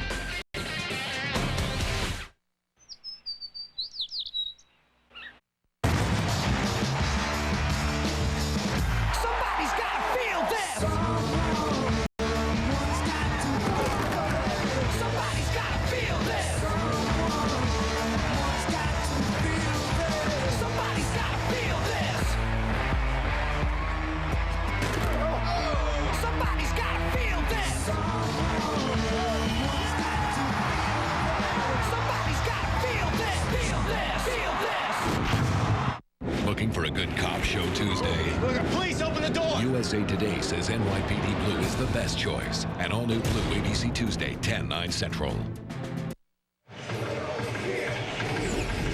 Star track for the Packers tonight. Favre, 1 touchdown, 1 pick. Green's been the big man. 2 touchdowns on the ground, including a 60-yarder. Donald Driver's caught 3. The defense has done the job, and the Pack is up by 18, and they have the ball in Chicago territory after the Diggs interception. Favre going long on 1st down, and incomplete, intended for Driver, covered by Azuma. Yeah, let's look and see what Ahman Green did in the first half, and you'll see when he runs to the left, right here, he ran 2 times for a TD and 66 yards. 1 TD in the middle, five times for 30 yards, 2 times for 12 to the right. So he's got most of his yardage to the left and to the middle. 60 of those 66 on that touchdown run. 2nd down and 10. And here he goes to the left side again, and untouched until he picks up a 1st down and gets it to the 29-yard line. David Martin sprung him with a good block. You know, that's what we always talk about. You know, at what level, who makes the tackle? If you make the tackle at the first level, it's going to be one thing. If you get back to the second level, that's going to be another. Here's Martin making the block right here. That's the one that springs him. You see the defender just ran right away from him. But when you can get past the first level, past the second level, and into the third level, you're going to make big yardage. Now he finds room over the right side behind a Mike Wall block and picks up close to 8 yards. Yeah, it was interesting. We talked to Mike Sherman last night. One of the first things he said is, you know, I think Ahman Green is going to have the best year that he's ever had this year. Because he was banged up last year. He had a bad knee, he had a bad quad, and he was playing hurt. But he's healthy now, and he expects him to have his biggest. And the way he's playing tonight, you could see what the heck Mike Sherman was talking about. He knew what he was talking about, especially in light of the fact he's fumbled 3 times in 3 games. Play fake, ton of time, and then it's almost picked off. Donald Driver was there, and R.W. McQuarters almost intercepted. 3rd and 3.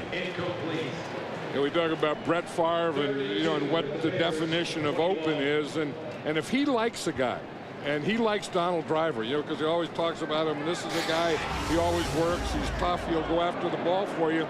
Then that definition again of being open doesn't mean anything if there's 2 guys there. If I throw it in this one spot, my guy has a chance to go up and get it. That's what he did there, but his guy was almost the other guy. Yeah. Driver had to play defensive back at the end of that play. 3rd down and 3. Here goes Green, and that's a nice play, but a flag comes in as Mike Green takes down Amon Green. Well, the Bears finally got that run to the left settle. Because again, they use 8-man up. That's what Mike Green is. He's a safety. When he comes up and becomes the 4th linebacker, that's the extra guy for the gap, and you're going to have a free hitter. And that will stand up because the penalty is a hold against Green Bay. Holding number 62 of the offense. 10-yard penalty. Still 3rd down. Now, that's an interesting call here in the sense that if they would have declined the penalty, they would have forced a field goal. Now they're going to give him one more down. Yeah, I don't know that I would do that. I just circled Green, and you see the 8th guy up, and then they didn't have a man for him. But I don't know that I would give Brett Favre another shot at it. I think I would have turned that down. Yeah, if they declined it, they would have forced about a 40-yard attempt. But now, by accepting it, they give him another opportunity. Favre, 3rd and 15, and we'll see how it comes out here as Urlacher puts the heat on, and it's incomplete, and there's a flag down on this play as well.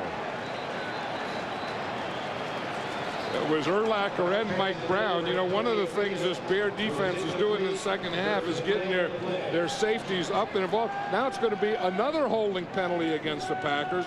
Now what do the Bears do with this one? We saw where Mike Green came up as the 8th guy up. That time was Mike Brown coming up and blitzing. Oh, no, it's going to be holding against Chicago. Holding number 21 in the defense. That's a 5-yard penalty and an automatic first down. Oof.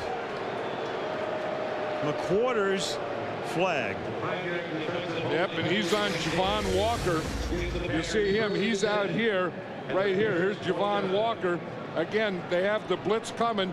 He knows that he has man-to-man, and he just grabbed him with his left hand there. Again, that first 5 yards, you can hit him, but you can't hold him. So from 3rd and long to 1st and 10, and then Urlacher knocks Green down, and there's another flag at the 30-yard line. And this time it's against the Packers.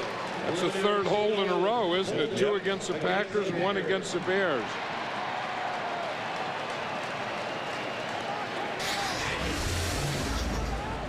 That's finally Brian Urlacher is going to make a play like the Brian Urlacher that we know. And when he got that shoulder on him, that was the end of Amon Green's running right there. I mean, he stood him up and put him right back. now Dick Butkus will be proud. Not that he's Dick Butkus. He's a long way from Dick Butkus. Penalty on Mike. Yep. Dick Butkus could be proud of that hit. Dick Butkus here tonight, along with many of the great Bears. Penalty was on Mike Wall. 1st down and 20. And here's Tony Fisher picking up a couple. You see number 30 up there, Mike Brown. That's the same thing. What they're doing now is they're saying that the Packers are going to run, and we're going to stop that run. We're going to have 8 men up there, on running downs. And of course, then Brett Favre is going to see that and know that he can go to work with his outside receivers. 7 minutes remaining in the 3rd period. 24-6 Green Bay. They've never trailed. 2nd and 18 out of the shotgun. Favre to Fisher. And the Bears stopped that play after a gain of about 3. Michael Haynes breaking it up. Haynes, number 97, their top draft choice. They picked Haynes in the 1st round. And then they also picked Rex Grossman in the 1st round. So they went for the defensive end first and the quarterback 2nd. And they look like they're playing a little more determined in the second half, don't they? They were a little I think, sleepwalking defensively that first half, and the Packers had them back on their heels. And now in the second half, they're attacking the line of scrimmage more and playing it more aggressively. Crowd gets into it on 3rd down and 16. Far from the gun, little shovel pass, and right there is Alex Brown to knock down Amon Green. Smelled it out perfectly, and now the Packers will be forced to probably punt. Well, as you say, he did smell that thing out perfectly, and again, he didn't go for Brett Favre. He just waited right there and came right down the line and got Amon Green. That's the way you play the shovel pass. You see, Brett Favre is trying to invite him to come to him, and he just waits there, stays in his lane, comes right down the line. Now the Packers are going to send out the field goal unit. Instead, I said probably punt, but instead a 53-yard attempt for Ryan Longwell. Low snap, and then Peterson with a shovel to Henderson, and Henderson close to a first down as Henderson took the shovel pass. And where did they knock him out of bounds? They needed to get to the 19-yard line, and they're going to spot it up at the 21, so he's 2 yards shy of picking up the first down, but they knock him out of bounds, and they get the ball just barely after a 4th and 16.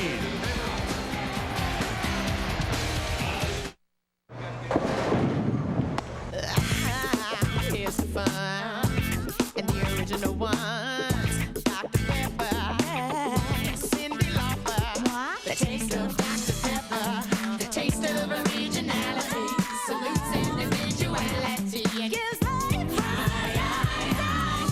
You be you. What you do, what you do. Be you, nothing better. Dr. Pepper.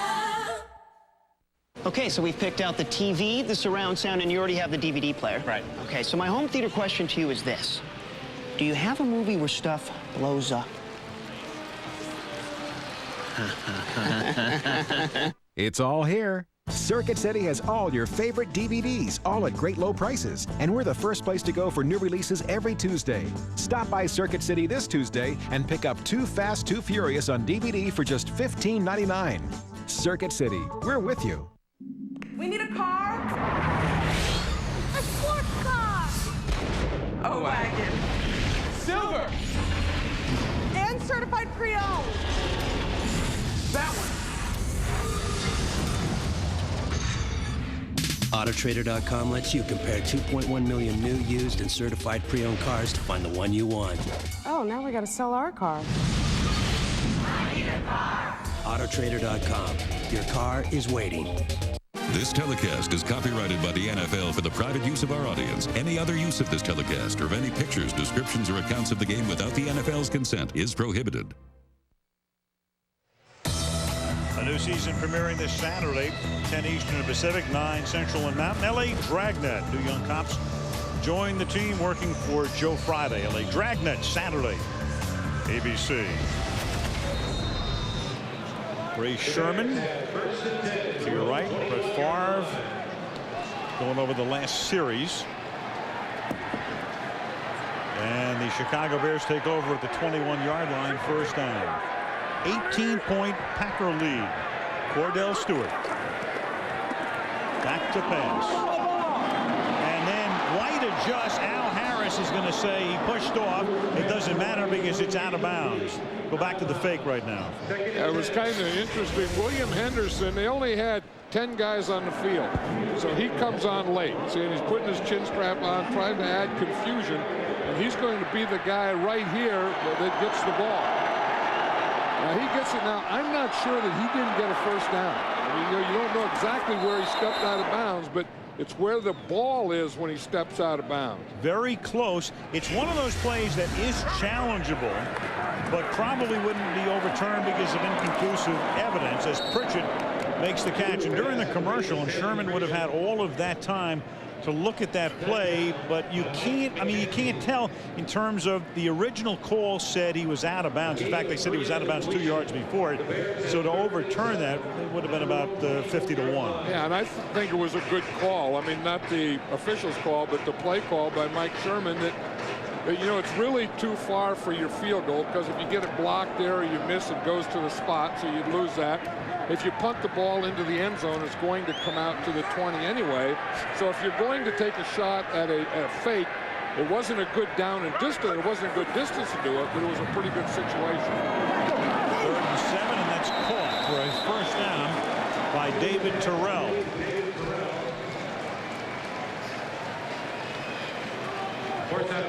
And that's a first down up at about the 33-yard line.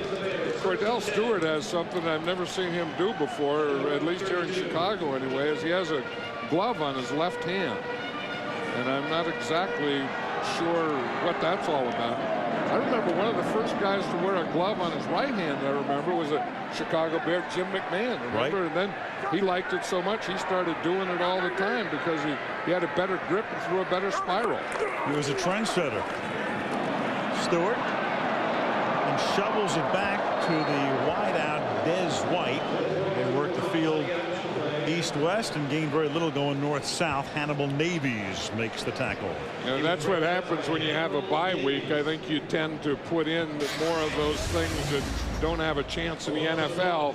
And to me, an option play is one of them. A quarterback running an option play is not going to be an NFL play.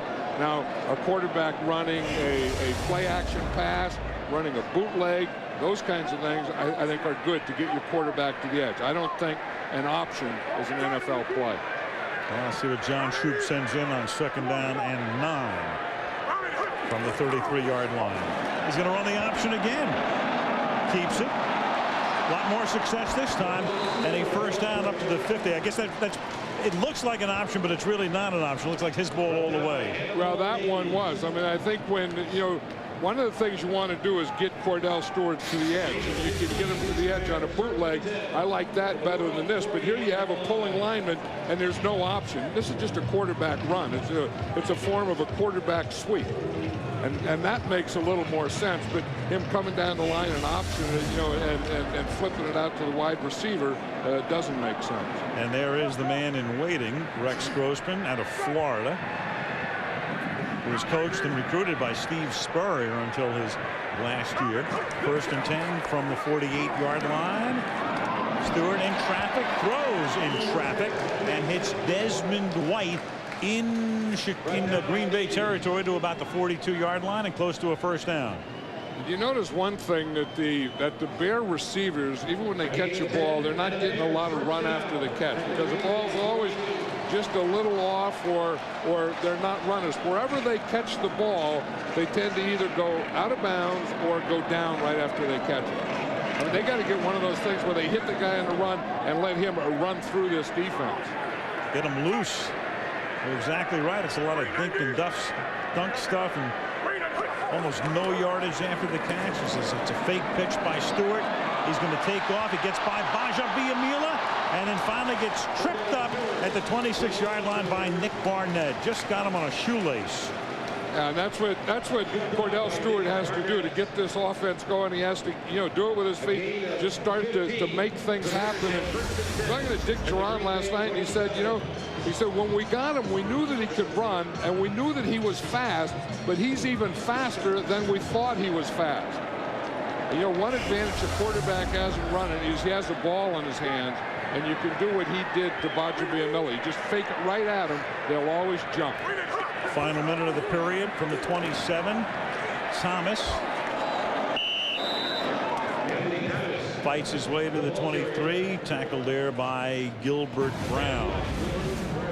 Cordell, as you can see, the only man in the league to have a 70 or more yard reception, an 80-yard touchdown run, and a 90-yard touchdown pass. And of course, that's the reason he got the name Slash early on in Pittsburgh when they were asking Bill Cowher, well, what's he going to be? Well, he could be a quarterback, he could be a running back, he could be a receiver. And then on alternate plays, he would be all of those. I mean, he would quarterback a play, then he'd fake, and he'd go out as a receiver in the next play.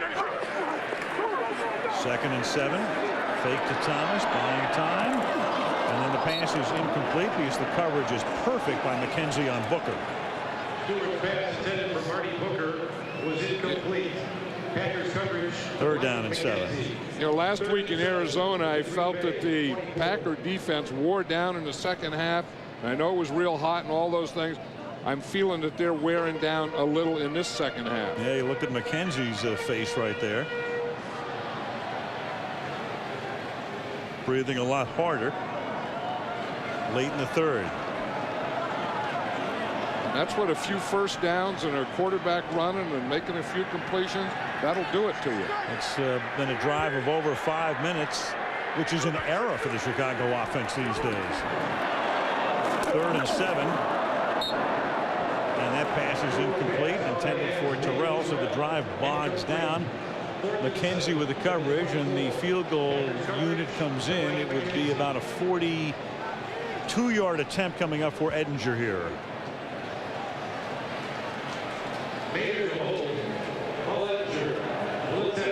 Edinger is always fun to watch the way he goes through this routine, and it has to be, you know, so automatic, but it works. I mean, he goes back, and then he's going to go to his left, and then he's going to spin, and he's going to spin one more time, and he has his back to the goalpost. And the whirling dervish bangs it through from 41 yards officially.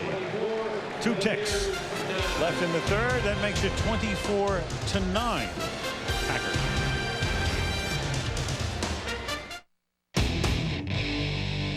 I love Scary Movie 3. Women on TV. A party that's jumping. And twins. I love friends who stay in touch. Screaming way too much. A white boy who's rapping. And twins. And I love dancing. Check out the Coors Light Twins in Scary Movie 3. Can you hear me now? Good. Can you hear me now? Good.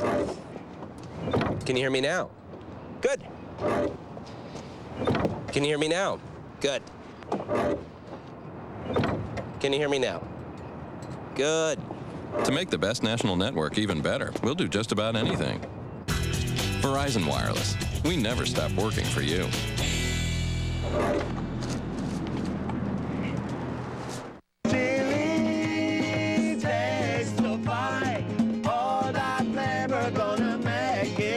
Spicy garlic shrimp, fire grilled chicken, and our famous baby back ribs. Chili's Fajita Trio.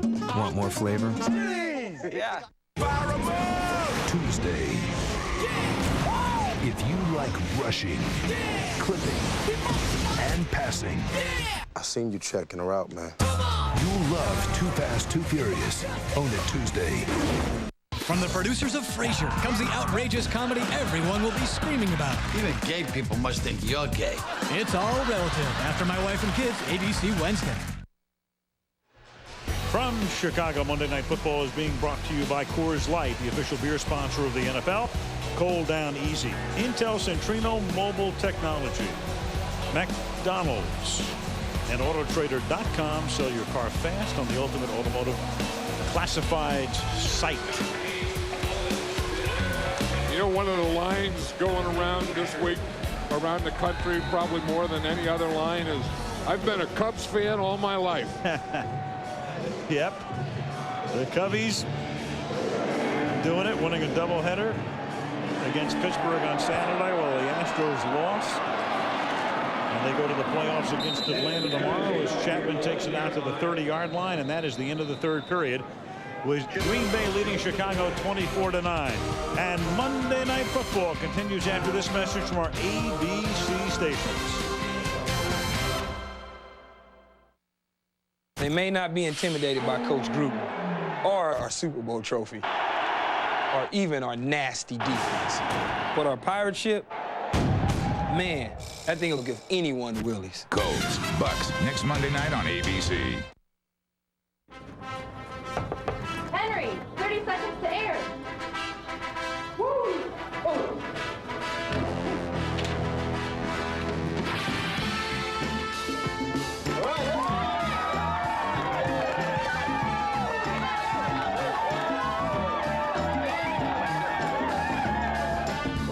Champ, what do you got here?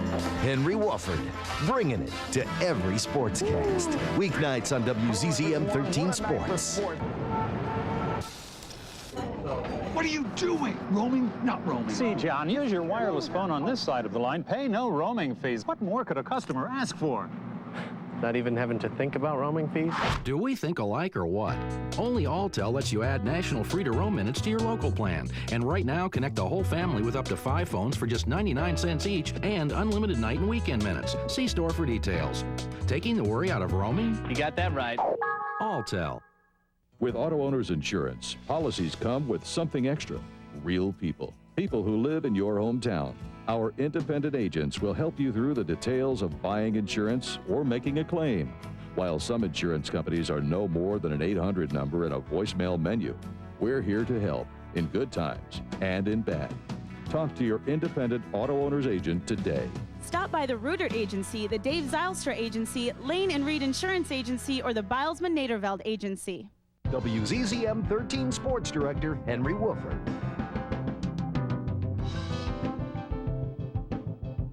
Fourth quarter in Chicago. Al Michaels, John Madden, and Lisa Guerrero. 24-9, Green Bay leading Chicago. SportsCenter on ESPN follows the game. 15 minutes left in regulation as the Green Bay Packers have it 1st and 10 at the 30-yard line. Amon Green picks up 2 yards, and let's check in with Lisa. Thanks, Al. I'm with Connie Payton, wife of the late, great Walter Payton, and you should have seen her in that last drive. She was jumping around and cheering for the Bears. You're still a fan, aren't you? I'm still a great big fan, and I'm not giving up on tonight. Well, you've been to a lot of games at Soldier Field. As you take a look around the new Soldier Field, what are your thoughts? You know what? It's beautiful. The city deserves it. The Chicago Bears deserves it, and it's a wonderful, wonderful, beautiful stadium, and I'm just glad to be here tonight and be a part of this. Connie, the Bears-Packers rivalry is so important in sports. Did Walter treat these games any differently than he did other opponents? I think he played a little bit harder on games that he played Green Bay. I definitely think he stepped it up a little bit. Now, you're the honorary captain tonight. Talk about how special that must have been to be a part of the coin toss. Oh, it was an honor, and it was definitely a part of the love and respect that the city had for Walter, and I was really honored that they thought of me like that, to be here and be a part of that. And it's definitely something I'll remember for a long time. Connie, thanks for your time. Good luck to you. Thank you very much. Back up to you, Al. All right, Lisa, Walter Payton played in this stadium 95 times, more than any other player. And Walter Payton stepped it up every time he ever stepped on any field. Absolutely. 3rd and 2, and Donald Driver, the intended receiver, not held by Charles Tillman. Incomplete. Walter Payton. Second, of course, only to Emmitt Smith. Walter held the record until Emmitt broke it last year. And just some of his magic in evidence right there. What a player, what a man. But he not only ran like that, but he blocked like that, caught like that, threw like that, did everything like that. Bidwell's kick. Fair caught by McQuarters at the 24-yard line. Bears have it back, down by 15. I want to thank you guys for coming out. Oh, Jamie, why don't you tell us what's new in IT? Try to keep it short. Oh, well, we just implemented DFS and a new SAN. And also we enabled shadow copy for shared folders on our file servers. It enables users to get back lost documents on their own without calling IT. And it'll save us hundreds of thousands of dollars, which... It'll do what? With new Windows Server 2003, you can do more with less. Automated system recovery.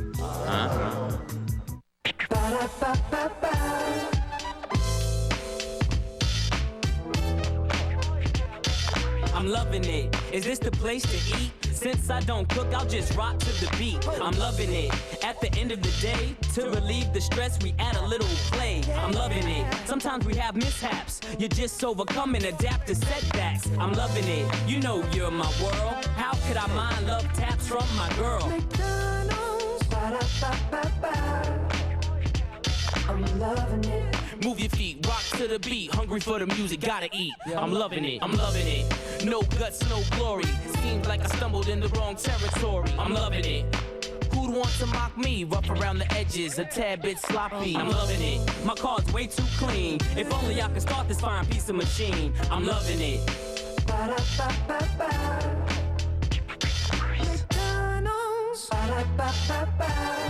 I'm loving it. From executive producer Danny DeVito, easily the season's coolest new show. I'm a Marshall. I Love Karen. Gugino sizzles in the role. Love you, Daddy. Mwah. First rate. What's good? Everything. Watch Karen Cisco. I like catching the bad guys. Karen Cisco premieres after The Bachelor. ABC Wednesday, 10/9 Central.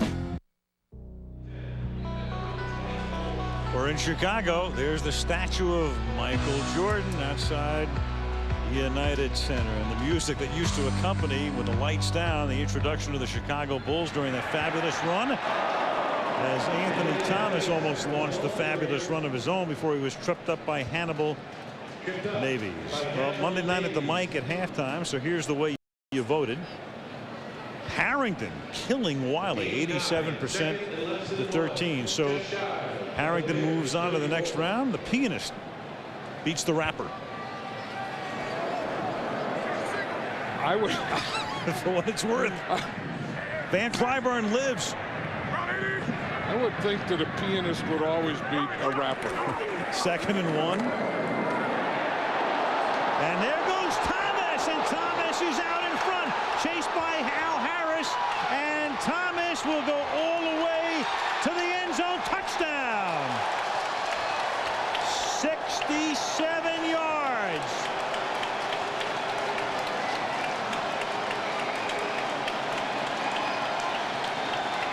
So Thomas almost sprung one on the first play and then springs one here to get him right back in the game. And that's what this team needed. That's what these fans needed. Again, 8 men in the box. You see Darren Sharper up there. And then Thomas just makes one cut, and then he's past their secondary. Closest guy is Al Harris, but it finally got him. That 8 in the box finally got him, because what it did is it got Darren Sharper up there, so you can see he's beyond Darren Sharper, and then Antoine Edwards was the only safety in the middle. And Edinger makes it a one-possession game with 12:36 remaining in regulation. If they win the game, if the Bears do, it will be the greatest comeback in their history. They're down by 8.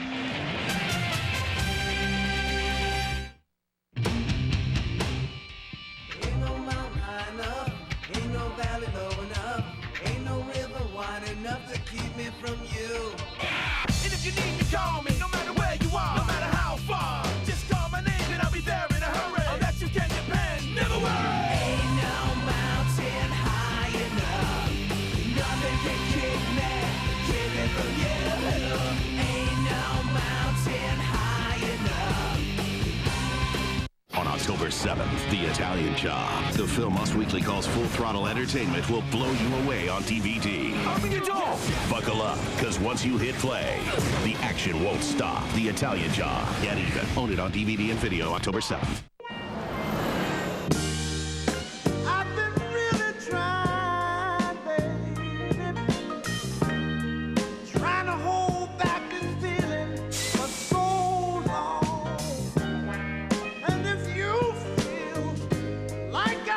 When you need it most. Hi. Our longest lasting Energizer Max ever. Energizer Max. Do you have the bunny inside? Me, I want what's coming to me. The world, Chico, and everything in it.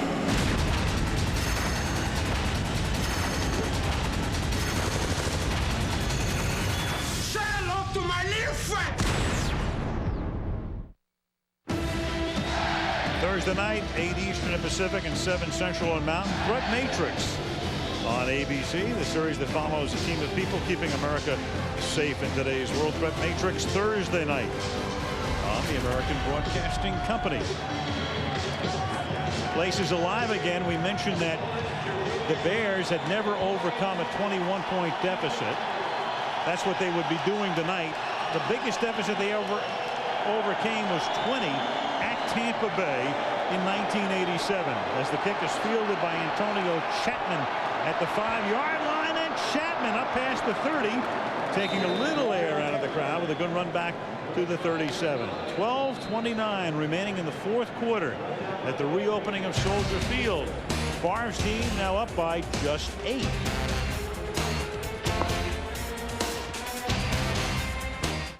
Secret ingredients are for restaurants that have something to hide. The new Santa Fe Fire Grill Chicken Baguette from Burger King is the first in our new line of sandwiches that gets its flavor from fire grilling, not from fat.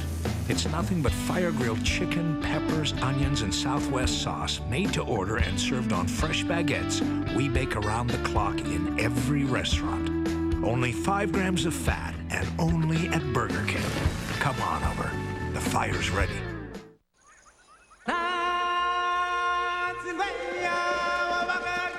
On October 7th, the king of all animated films becomes the king of DVDs. The one, the only, The Lion King Special Edition 2-disc Disney DVD for the first time ever, October 7th.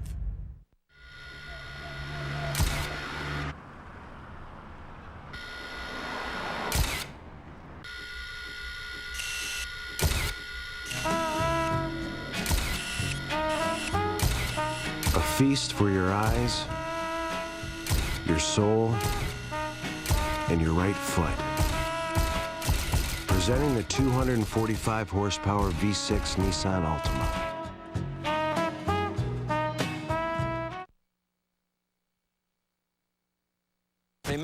I'm Lee Vandermeed. Coming up tonight after the game, you'll soon be able to fly nonstop from Grand Rapids to sunny Florida. We'll tell you who's offering the flights, plus that 4-letter word is back in the forecast. Linda Page has details after Monday Night Football.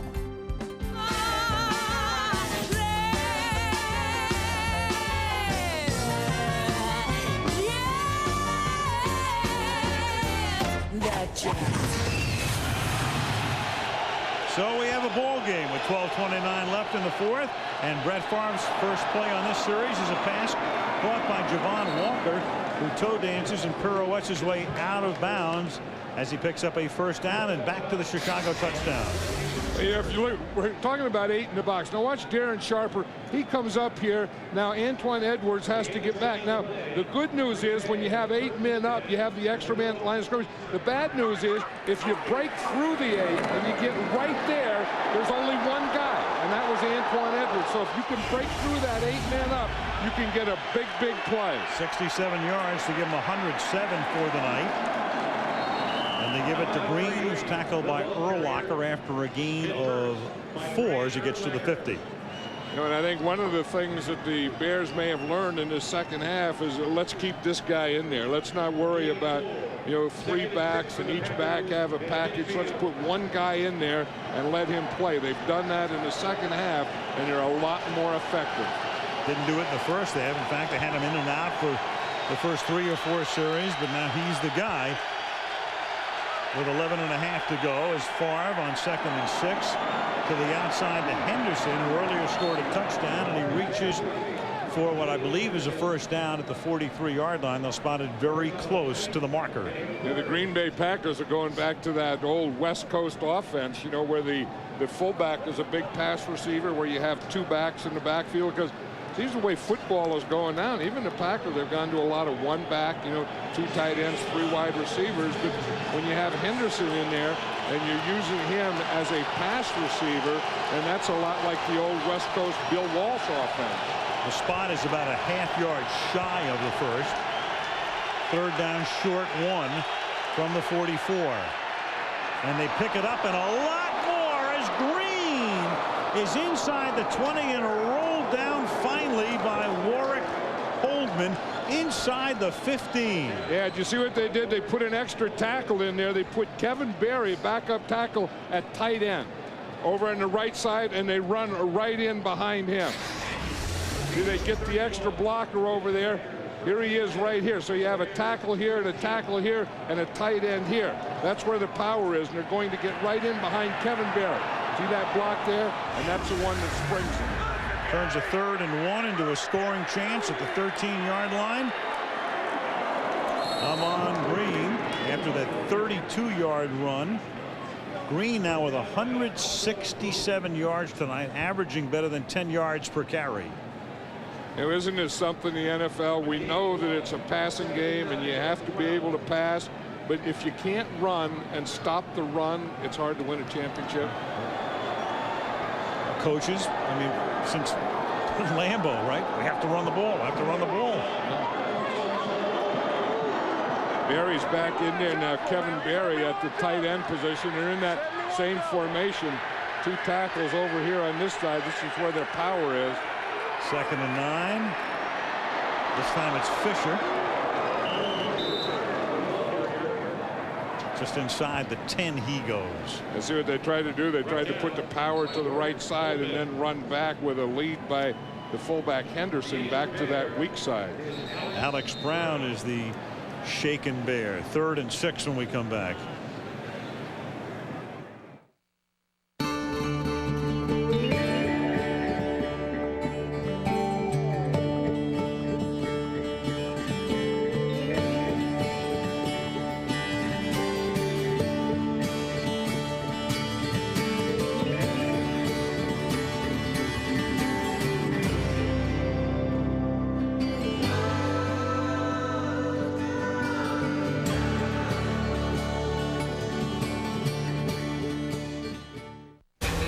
His identity is a mystery. He's a former student of yours.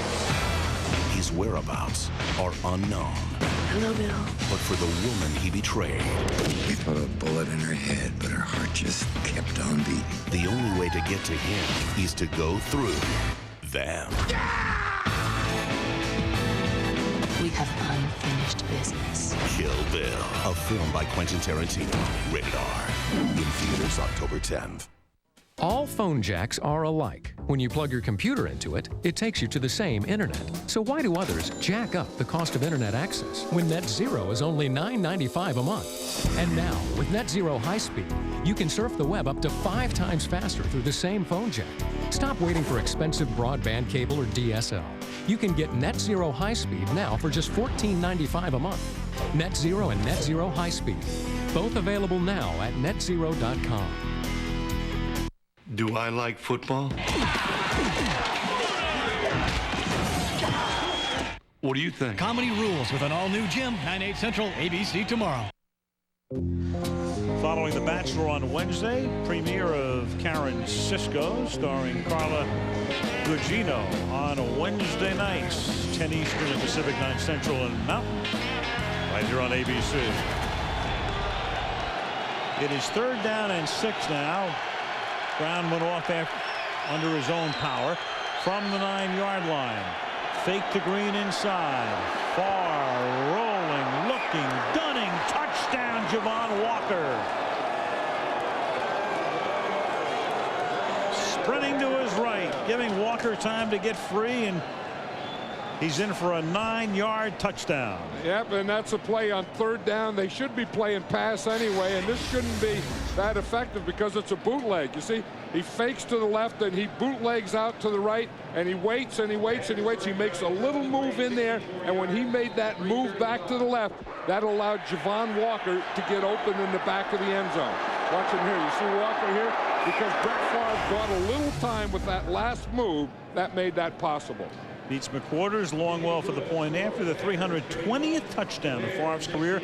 3rd all-time behind Marino and Tarkenton. And the Pack back up on top by 15.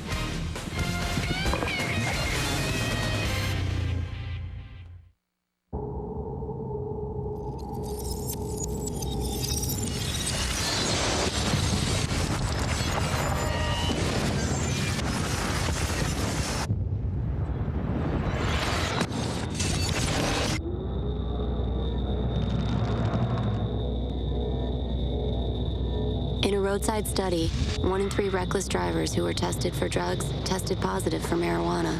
It's more harmful than we all thought. In the red zone, the best way to defend against the play is to stop it before it starts. That's why I use new Red Zone deodorant from Old Spice. It has a new odor defense system that helps stop odor at its source before it starts. Try it. If you don't like it, Old Spice will buy you a stick or something else. Hey, it's better be defensive than offensive.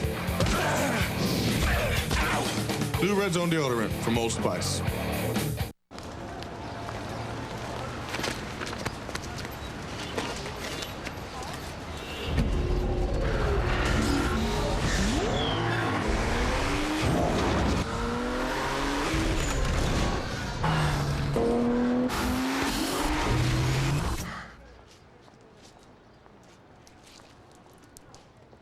The all-new 265 horsepower Nissan Maxima. Where there's a will, there's a way. Way to go! You been drinking? Couple. Will Sasso joins the cast of Less Than Perfect. Comedy Rules, ABC Tuesday. Well, NYPD Blue returns tomorrow night. Stephen Bosco's classic television series, all new Tuesday night, right here on ABC. Kickoff to the 10-yard line. Lamont Merritt taken down by Robert Ferguson up at the 26-yard line. Update Brett Favre. Dan Marino at 420, and with Tarkenton at 342. Favre is now 100 behind Marino. Elway and Moon completing that fabled quintet. So let's think it through. 100 to go to Marino. I think he's going to play 4 or 5 more years at least. Well, you think he's going to play until he's 40. So, yeah. You know, and I think he's going to play a long time, too, because there's nothing wrong with him. You know, if he had, bad knees or those kinds of things, I could see not. But the way he is, he's healthy. He has a strong arm. He loves to play. And he can still move well in the pocket. I mean, that last touchdown pass was evidence of that. And here he is now on the most passing yards list. And he has moved ahead right here of our man, Dan Fouts. He moved ahead by 21 yards. And it's interesting to note, and again, I've got to go to art school here. Favre and Fouts, the same number of games. 181, 2nd down and 7. How come your pen works and I look like ding dong school here? Because you use a pen and I use my finger. I don't have a pen. On 2nd and 7, going deep, and it's batted away at the last minute. Intended for Booker and batted away with a flag on the play by Antoine Edwards. Antoine Edwards was the safety that got caught in the middle of the field all by himself on Anthony Thomas's touchdown run.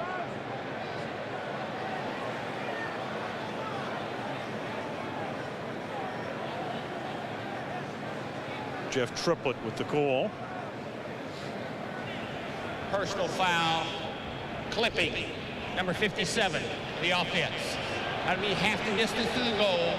It'll still be 2nd down. The center, Olin Kreutz, and let's check in with Lisa G.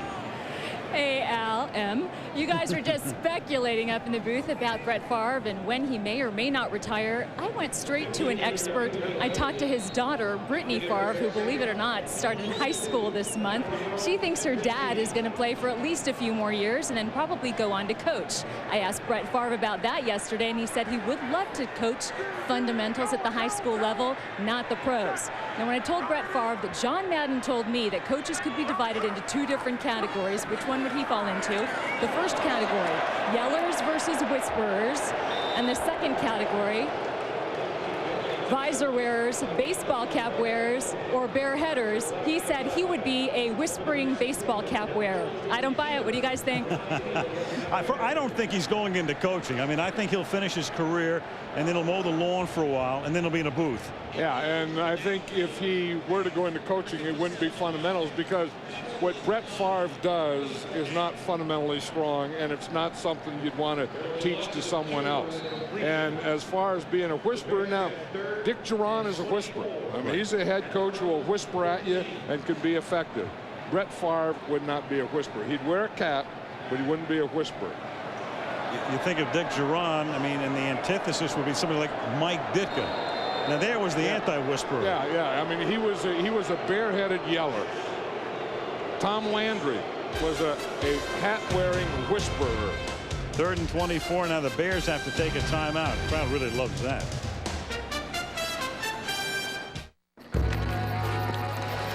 Well, that's the last of it.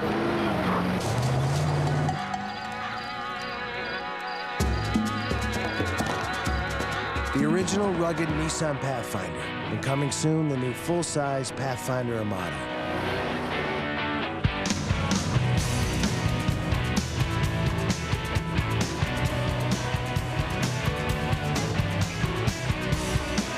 Two Pathfinders, countless adventures.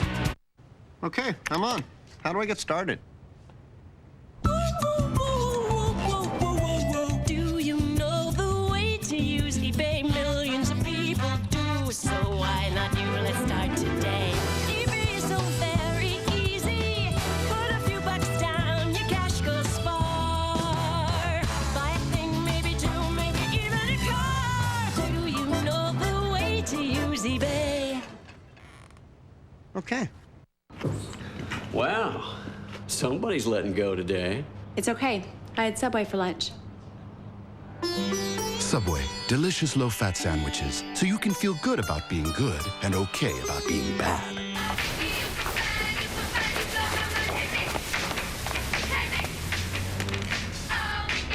It's okay. I had Subway. Subway, good, so you don't always have to be. There's an easier way to get the gear the pros wear. Call 877-NFL-SHOP for your free team catalog. What a matchup next week on Monday Night Football. Tony Dungy and his unbeaten Colts go to Tampa against the Buccaneers. The Super Bowl champs in action next Monday night.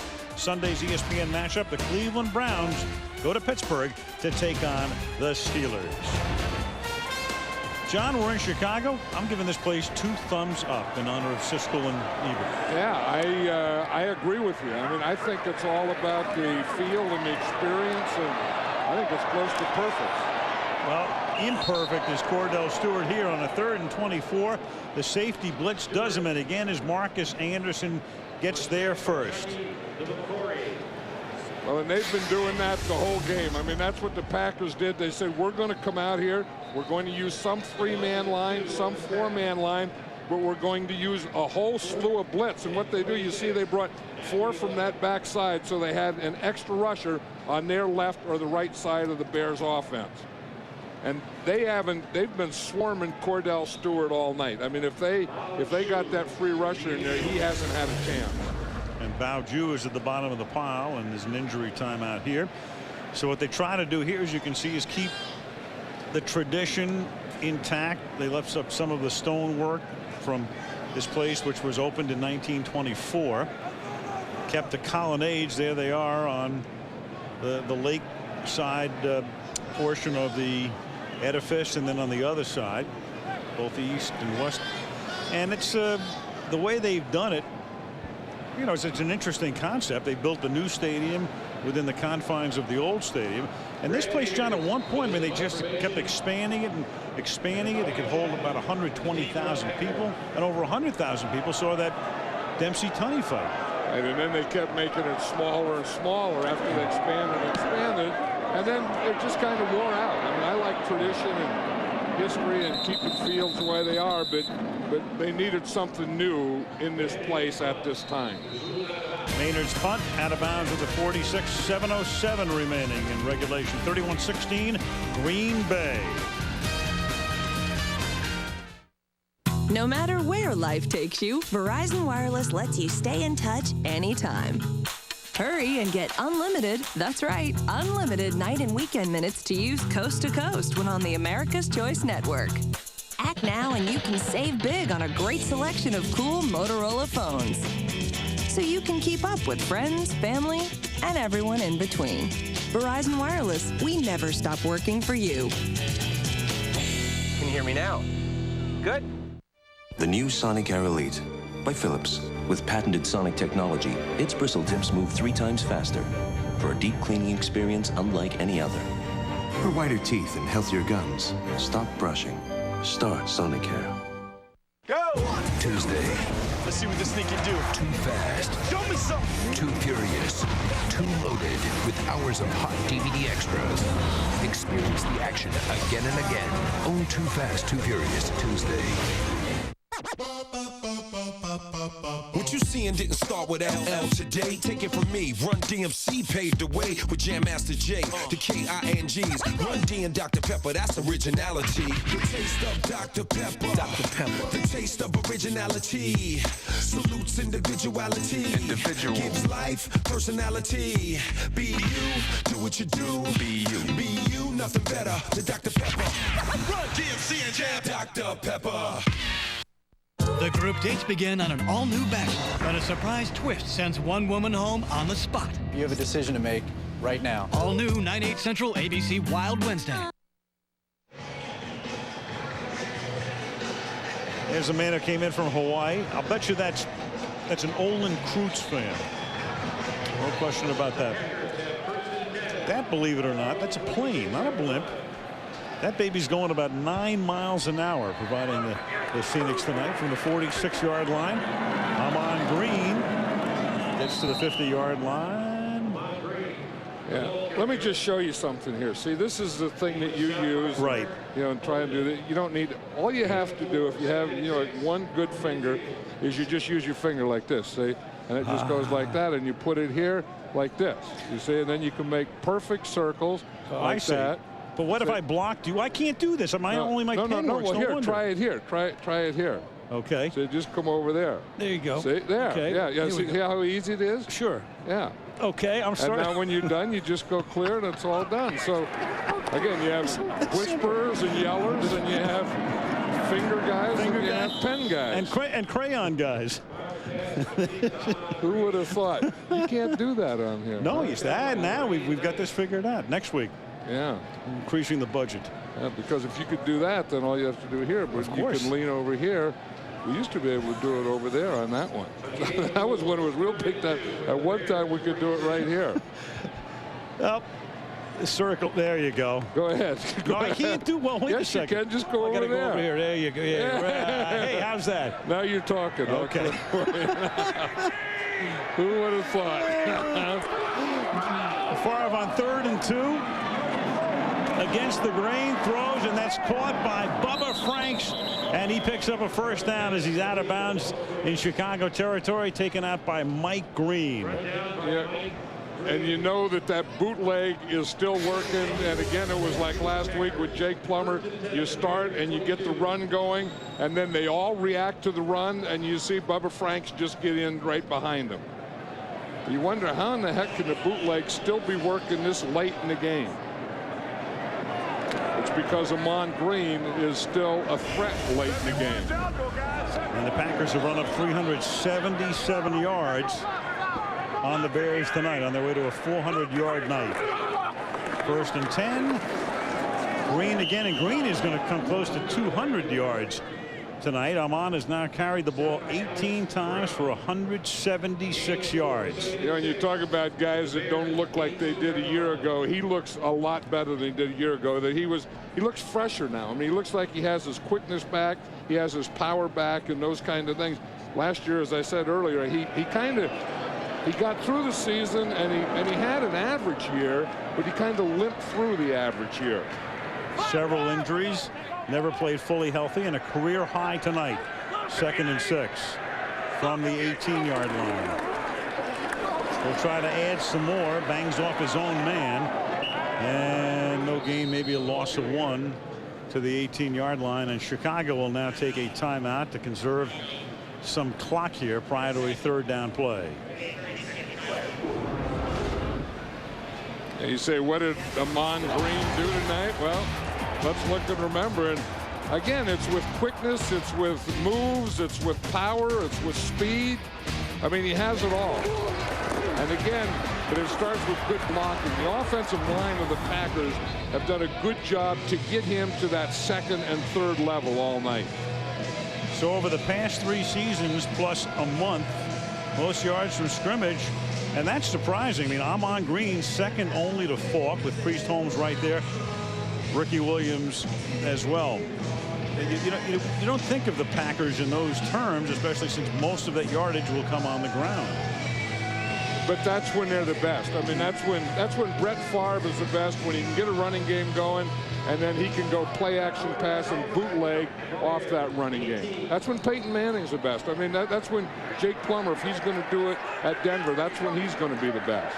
3rd down and 6 out of the gun from the 18-yard line. Favre going to the end zone and incomplete. And there's a flag thrown in the end zone. And that was Charles Tillman trying to cover Donald Driver. Right, and if that's pass interference, they'll put the ball at the 1-yard line. And that is the body language of both offense and defense here. I really like Charles Tillman. I mean, they think that he's going to be a player. Number 33 of the defense. That foul occurred in the end zone. The ball will be placed at the 1-yard line, 1st and goal.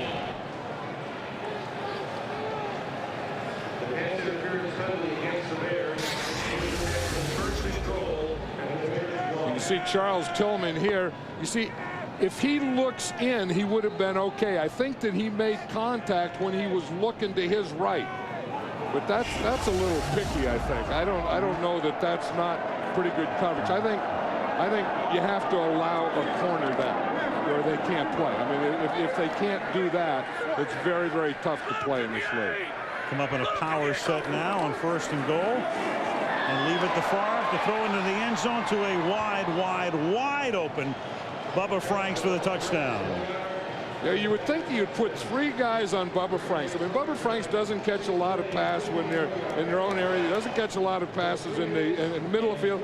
But the closer you get to the goal line, the more that he becomes the #1 guy. When you're down there in the 1-yard line, you can almost guarantee it. If they don't run it, they're going to throw it to Bubba Franks. And that's become his specialty, as Brett Favre, time and again through Franks' career, has hit Franks. And that's the 16th touchdown reception for Franks of 6 yards or less.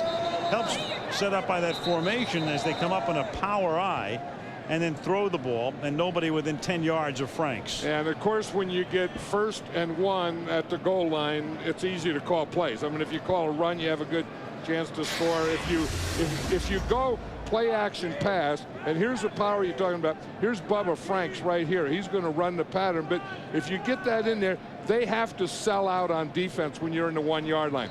You see the defense sell out, and then you're going to see Bubba come across.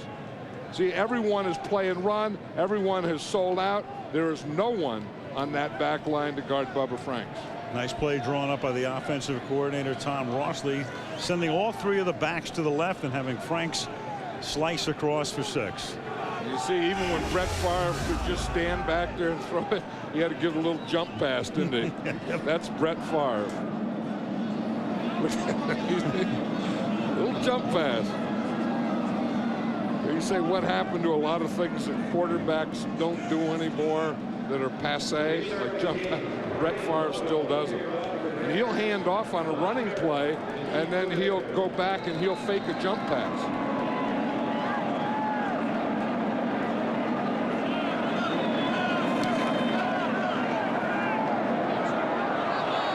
Bouncer scooped up at the 12 by Ahmad Merritt.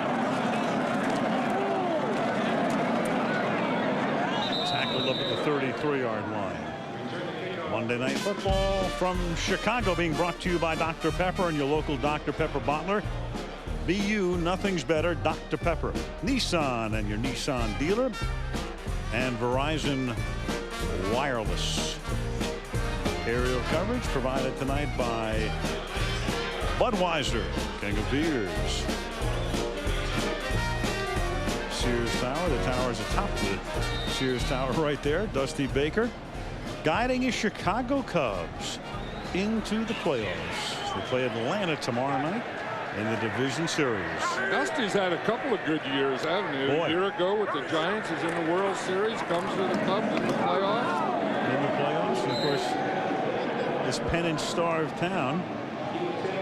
You know, you look at Chicago, and as a city, and it's a wonderful sports city, in addition to being a wonderful city, period.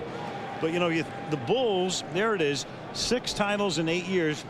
And we'll take a look at the rest in a second here.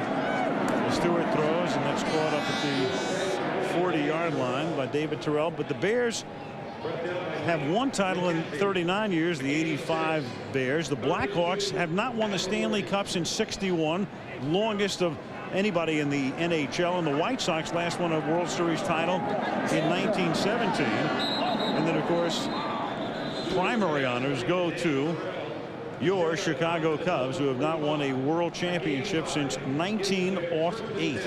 Which is longer than the Red Sox. And everyone's always talking about the Red Sox in 1918 and the Bambino and all those things, when it's been longer with the Cubs. There is Brett Hull, great Chicago superstar. The Blackhawks.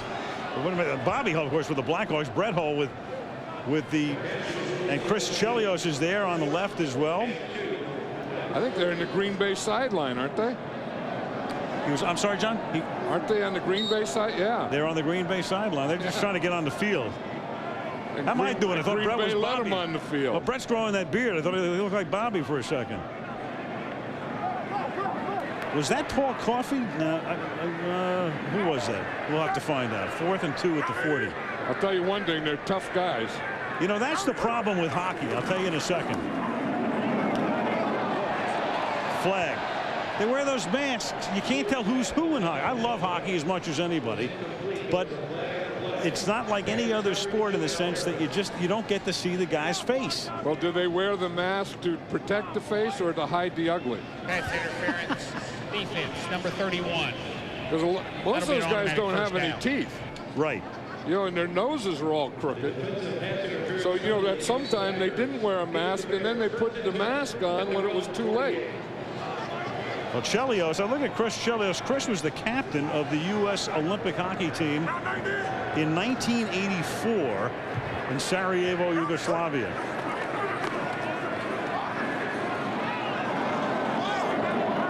And that's incomplete. I'll never forget Bob Verdi, a writer in this town with the Tribune for many years, really good writer. After the U.S. had won the gold medal in Lake Placid, then they opened up in Sarajevo with a loss in the first game to Canada, which of course kills ABC and the ratings for the Olympics. And Verdi's lead was, do you believe in debacles? You know, and how about this one? I mean, was this a debacle in an opening? I mean, these people came here to yell and scream and go crazy on opening night. 2nd and 10, and Des White makes the catch. I don't know that there's ever been a quieter opening night in the history of opening nights. Because they wanted to, you know, early, I mean, with the national anthem and after that and the old Bears coming out, this place was going crazy. And then, of course, you know, they always say when you're on the road, the way to shut up the home crowd is by going out and scoring, and that's what the Packers did. Sharper got banged up on that play. John talking about the crowd coming in tonight. Bears coming out of the field tonight. This was the scene.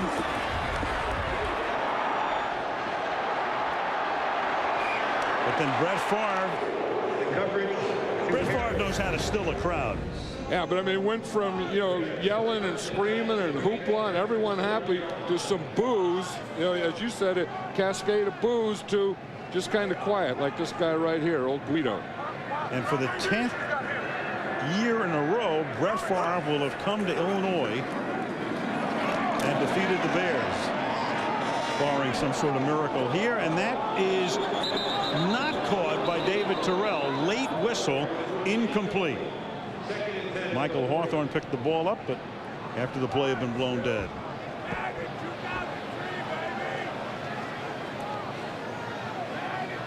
And one thing, the Bears have a long way to go. You know, you say, okay, what do they have to do?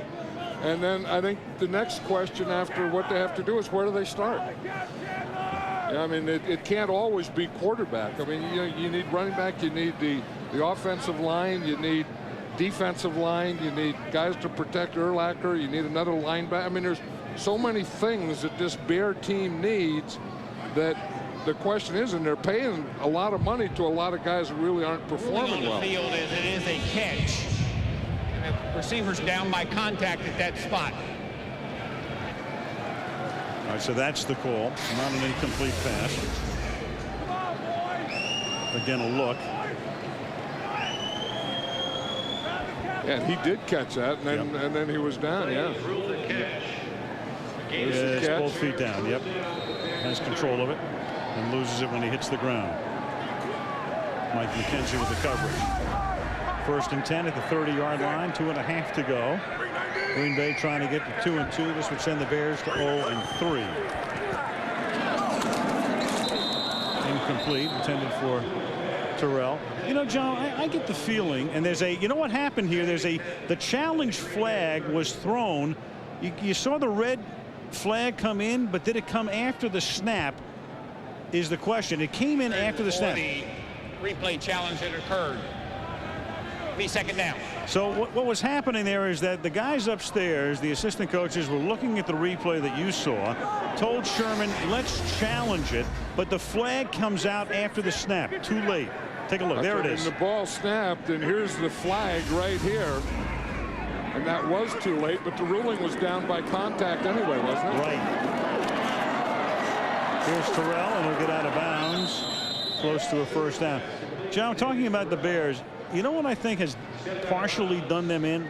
2001, when they were 13-3, I think that was like a false positive. They were nowhere near as good as 13-3. Right, and I think in that year they overachieved, which is good. But then I think they became satisfied with overachievement, which is bad. And they didn't go out, and get enough new players and, keep going. They said, okay, this is it, we're close, but they weren't close, and they aren't close. Jerry Angelo, the general manager, here for that 13-3 season. And I think what happens to you is you can't make all the moves you would make if you were like 9-7. And that's incomplete. McKenzie with the coverage, and it'll be 4th down and 1. Well, you look at what's good about the Packers and the stability of Brett Favre, one quarterback all those years, and then you look at the other side, you look at the Bears, 6 years, 6 different starting quarterbacks. And that's the start of the problem. And then you go to, Ted Washington was such a big part of that defense when they had Washington and Traylor and their Urlacher behind him. And then Ted Washington isn't what he used to be, and then they lose him, and then they don't have the 2 big guys in the middle. And that was kind of where their defense started. And Roswell Coleman, they let him go this year to New England. He's on injured reserve now. 4th and 1, and Stewart throws, and they are able to move the chains just barely. Terrell makes the catch, and that's going to take us to the 2-minute warning. 2 minutes remaining in Chicago. Green Bay 38, Chicago 16.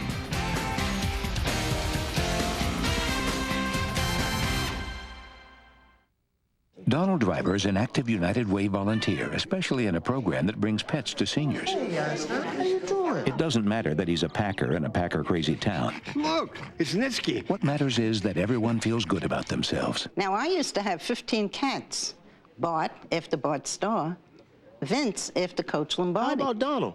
Yes, Donald. He was wonderful. After Don Hudson, the greatest Packer of them all. You don't have to be Donald Driver to make a difference in your community. They may not be intimidated by Coach Gruden or our Super Bowl trophy or even our nasty defense.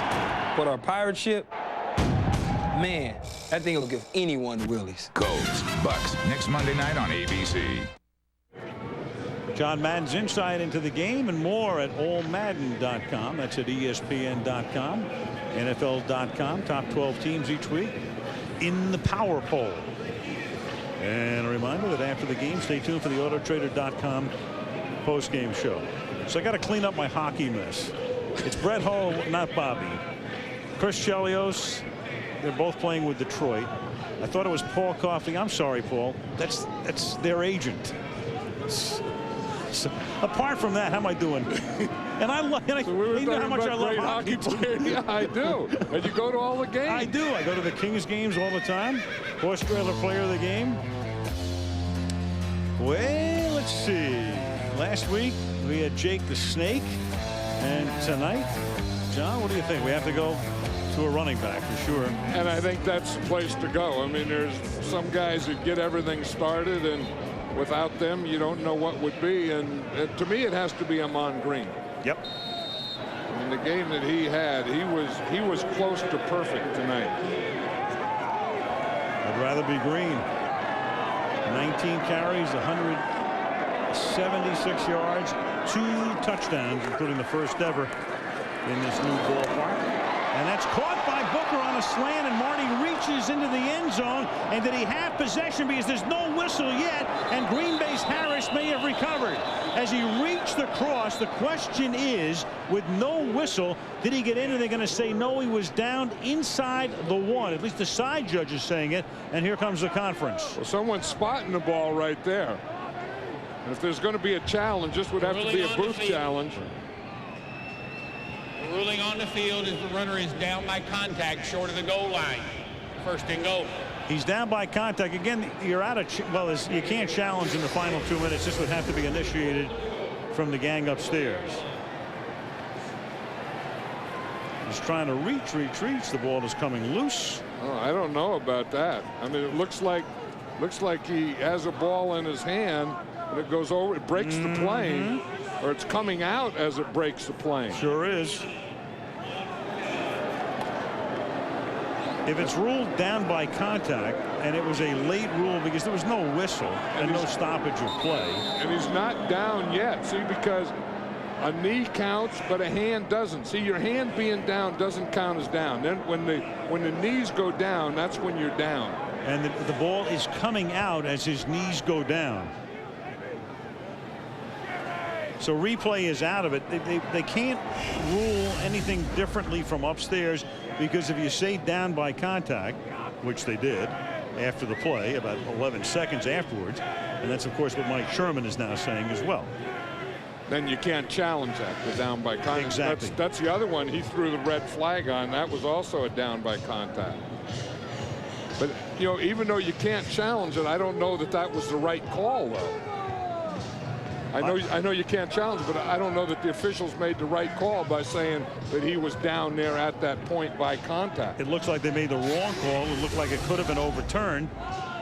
There was, as I say, no whistle, and by saying that, you take replay out of it. He's had it gone upstairs. There's a good chance it would have been overturned. And as we say, the officials are pretty much told to not be hasty with the whistle, which they weren't, since there was no whistle on the play, and the play continued. And then they came in, and after a discussion said it was down by contact. But what I think they ought to do is rule a fumble a fumble. Every time something like that happens, say fumble. Okay, now you can review it. If you say down by contact, you can't review it. Just flip-flop that. Here's Stewart. And Stewart will not get into the end zone. He stops shy.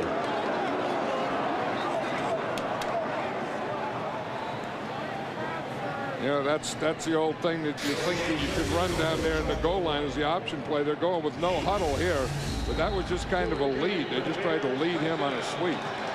And on second and goal, we do have a touchdown. Stewart on a sneak, and he's in for the Chicago TD.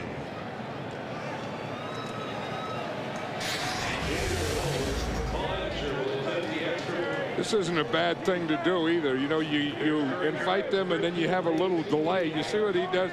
He just waits a little and he goes to the right. You know, you don't always take the quarterback sneak right up over the center.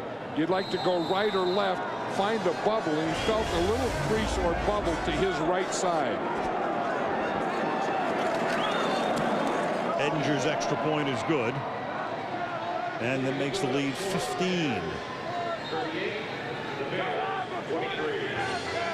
Next week we go to Tampa. The Indianapolis Colts, unbeaten 4-0, and what a performance turned in last night in the Superdome in New Orleans. Peyton Manning, near perfect. In fact, he had a perfect passer rating for the game.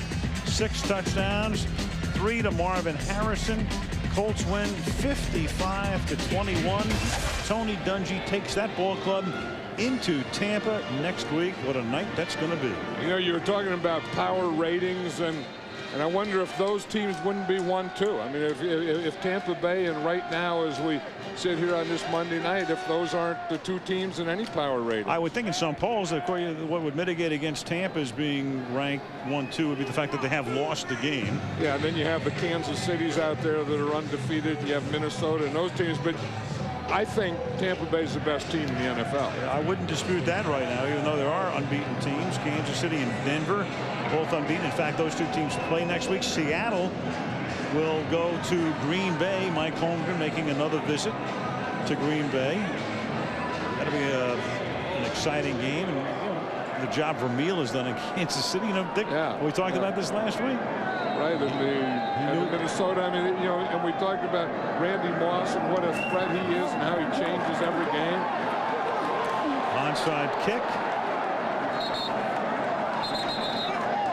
Bears wishing and hoping, and they come up with a football, if nothing else, to try to prove that they recovered the kick. And they have. Ahmad Merritt came out of that pile with the football. This score is going to look a lot closer tomorrow in the newspaper than it ever looked here during the game. I mean, this crowd started out, and it's about a tenth of what was here when the game started. You know, the other thing, you know, we're talking about teams that are good and surprise teams and so on. How about Bill Parcells and the Dallas Cowboys? I mean, going into New York and beating the Giants, having a bye, and then going in and beating the Jets in New York. 2-1 are the Cowboys, and let's not forget the job John Fox is doing in Charlotte. Carolina's 3-0. Dump off Abdullah, and he takes it to the 44-yard line. You don't think, do you? And Stewart takes a timeout there last. I think what they have to do is they have to get one real quick so they can try another onside kick.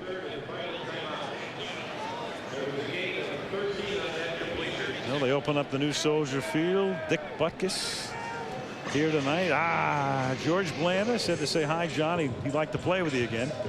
Roosevelt Taylor, Steve McMichael, Dave Duerson, the safety from the World Championship team, the linebacker Otis Wilson, Hall of Famer Mike Singletary. You know, if you were saying in Bear lore, Chicago Bear lore, if you had to think of an offensive player, a defensive player, and a coach that epitomized the great Chicago Bear tradition, who would those three guys, who would you say offense? You'd have a lot of choices, but I have to go with Walter Payton. Walter Payton. I'd go with Walter Payton. How about defense? Got to go with Dick Butkus. That's what I would do too, and then coach. George Hallis. That's it. Yeah, I was thinking that same thing. That epitomizes Chicago Bear. George Hallis, the coach, Walter Payton, the offensive player, and Dick Butkus on defense. You know what's interesting, John, is that you think about the Packers and their tradition, but when you got to coach, who would you say? I mean, you have Lombardi and Lambeau both. I'd say Lombardi, without a doubt. Just boom, just like that, Lombardi. From the 44. Stewart gets pushed out of bounds. But I look at it this way, though. Lambeau has the stadium named after him. Lombardi just has the street. Remember these guys? Yeah. Now that was a great year. I think that was a great year for the NFL. Obviously, was a great year for Chicago. But I don't know there was a better defense than this '85 Bear defense ever to play. That team only lost one game during the regular season and then romped through postseason, routing the Patriots in the Super Bowl. Second down and 4 now. Cordell throws. That's caught. 25-yard line. And Desmond Clark gets wrapped up. And again, they're out of timeouts, rushing to the line of scrimmage. Stewart saying, let's get up there and I'll spike it. And this is pretty good work for Cordell Stewart, too. I know one of the things that John Shute felt that in the preseason, he didn't play him enough. So they kind of started the season, and they didn't know what he could do, and they didn't really have, they kind of had a Jim Miller offense in for a Cordell Stewart. So it's taken him a while to adjust. So you say, why is he still in there? Why are they still doing this? Because he needs this work. 2nd down and 10. He's getting a lot of work tonight. The Bears have run 75 plays. And this will be their 48th pass. If he can get it away, which he barely does, and it's deflected and it's intercepted by Niall Diggs, and that will write a complete finish to it. And rubbing his leg and hamstring is Stewart. I'll tell you, the Green Bay Packers have gotten all over Cordell Stewart all night. I mean, they came in and the one thing that they said they were going to do is rush the passer. And they rushed him every way a quarterback can be rushed. Watch here, Budge Biamilla. He starts to the outside, and he gets old Mike Gann to the inside, because he has that speed outside rush. So you step out for that speed rush, and he just goes right inside you. Doug Peterson will run the clock out. That's Diggs' 2nd interception. And they don't have to run another play. Diggs 2 picks, 10 tackles. Meanwhile, Favre will pick up his 117th career win as a starting quarterback. That ties him with Montana, and he trails Elway, Marino, Tarkenton, and he's going to catch Johnny U pretty soon. He's only 2 behind him. And that will write a finish to it. He's having too much fun. He'll play till he's 42. That's the thing, and that's the thing that I think when I watch him is they say, you know, that he may be finished, he can't play, he's going to retire. But you can't be having that much fun and be thinking of quitting. In fact, he's going to the Red Wings. He's talking to Chelios and Hall right now. Coming up next, the Autotrader.com post-game show after the Green Bay win over Chicago, 38-23. Back in a minute.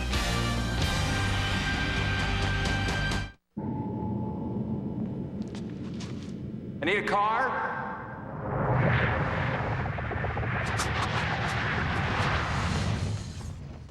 No, a convertible, a red one, with under 15,000 miles. Autotrader.com. With 2 million new or used cars, you can find the one you really want. And with millions of shoppers, you can sell the one you already have. It's the ultimate automotive classified site. Autotrader.com. Your car is waiting. Critics agree. They set me up. Out of Time is a terrific thriller. Hitchcock would be proud. What are you doing here? Smart. Why don't we go have a talk? Sexy. Full of surprises. It's a real nail-biter. Police officer, go straight upstairs. Chief, you okay? Just do it! Denzel Washington is on fire. I'm going to send a couple of agents down there. Sorry, I can't hear you. You're breaking up. Can you hear me now? The twists and turns will keep you on the edge of your seat. Out of Time. Rated PG-13. Starts Friday everywhere. This is the new look of L.A. Dragnet. Detective Lisa Macias, driven by justice and truth. Just the facts. Protecting L.A. her way. Detective Jimmy McCarran, driven by vengeance. Protecting L.A. his way. L.A. Dragnet premieres ABC Saturday, 10/9 Central. Welcome to the Autotrader.com postgame show. Here now, Al Michaels. Horse Trailer, player of the game.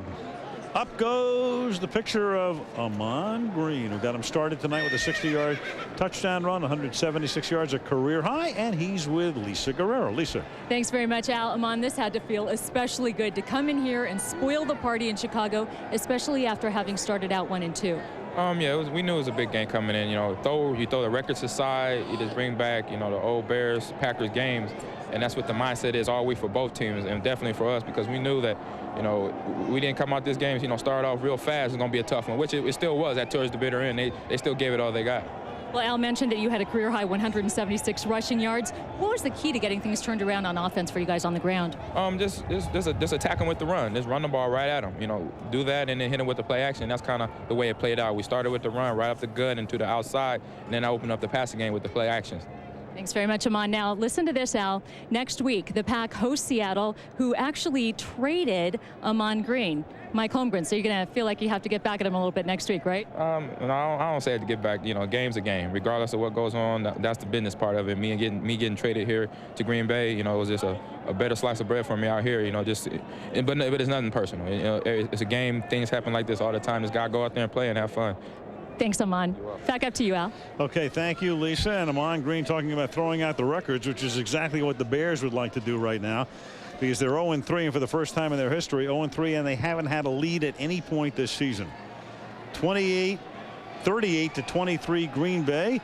And that's a wrap on the Autotrader.com postgame show. And we move our tack to next week, Tampa Bay hosting Indianapolis. A beauty on Monday Night Football. For now, Al Michaels, John Madden, and Lisa Guerrero saying good night from Chicago and the brand new Soldier Field. See you next Monday.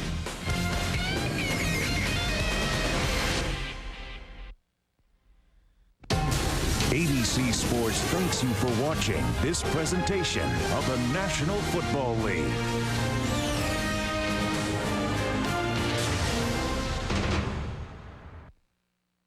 It's going to be a wild Wednesday on ABC. First, is Junior ready? The peak of the score once again, and total yards there is the key, because sometimes you just can't bear to watch it, especially their rushing defense, which has just really let the yards pile up. In each game this year, the yards per carry has increased.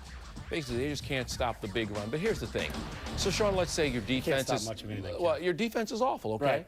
But then your offense can pick up, well, oh, I guess it can. You hope that your offense can. Right, you hope your offense can pick up the slack. But they can't, and they don't in Chicago. Their offensive coordinator, John Shoup, a lot of people think he's overmatched, and it seems to show every time we watch a game. And there's this particular series in this game that epitomizes what the Bears offense is all about. Here's first down. We're going to run the option, which is amateur hour, but that's what they did the best. But you saw that arrow. You need to keep this tug closer to the line of scrimmage. Now the pitch quarterback, the rotation there, too close together. You get a few yards. There should have been more. Okay, so your option doesn't work. What do we do on second down? We're going to throw. Well, there's Sharper on the blitz. Don't see him.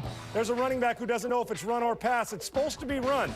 Cordell's throwing the ball on a running play. You see two linemen downfield blocking for a run. Cordell's trying to throw it, sack. And then you see Gandy saying, isn't it a run? No, it's a sack. Third down. Here we see the blitz. Two guys outside coming up. What does that tell you? You got too many to brush. You can't block them all. Throw a side adjust. Up top, they're running their side adjust. Down low, Cordell makes the right throw where his side adjustment should be, but there's nobody there because Des White went too deep and didn't read it. So that's three plays that had no chance. And then, oh, by the way, why don't we just add special teams to it and let them blow it also? Don't block the guy up the middle. We'll punt it. They'll pick it up. They'll score after this in the next series to make it 17-0. And I will promise you this, the Bears are football's worst team, even though they came back late. Well, you take a look at the offense, and it ranks last in yards per play, and first downs per game, 29th in points and third down efficiency. Well, there was good news for Brian Urlacher. Paris Hilton came to watch him play, but the rest of the night, bad. Let's listen in to his press conference. Man, the whole season, we haven't made a play when we had to. We get 3rd and 2, 3rd and 3. We don't even make a stop, and we don't do it. That's what it comes down to. They made the plays, we didn't. We had good calls on. We just don't execute our defense. Was your scheme designed to put pressure on Favre? We'd like to. Obviously, we'd like to get pressure on the quarterback every game. We thought we could stop the run. That was our #1 goal every week, is to take the running backs out of the game. We didn't do that. Obviously, I don't know how many yards. I'm sure he had a lot, but we didn't do it again. Can you put your finger on what's wrong with the run defense? One thing. I don't know, man. They're getting a lot of yards. I know that much. We had a long run at the beginning of the game. We had a couple missed tackles, I think. We got guys there most of the time. We're just not making plays. Like I said, it's frustrating on our side. After you guys got back to within 8 and all, they went right down. Were they doing anything different at that point? Like I just told him, we just didn't make any plays on that drive. We had a couple of third downs we didn't make plays on. Where do you go from here, Brian? I get back to work. We're 0-3 right now. We got a good team coming in next week, Oakland. Just got to get back to work and try and fix it. We keep trying to simplify it every week, try to make it easier for ourselves in practice and less defenses, less calls on offense, and we're still not executing. That's what we got to do and go out there, and we're working hard. I guess I'm doing anything because we're not playing well. We just got to get out there and play better. Brian, do you think? Like you say, why the long face, Brian? There's nothing worse. You can do worse. On offense, and we're still not executing. That's what we got to do and go out there, and we're working hard. I guess I'm doing anything because we're not playing well. We just got to get out there and play better.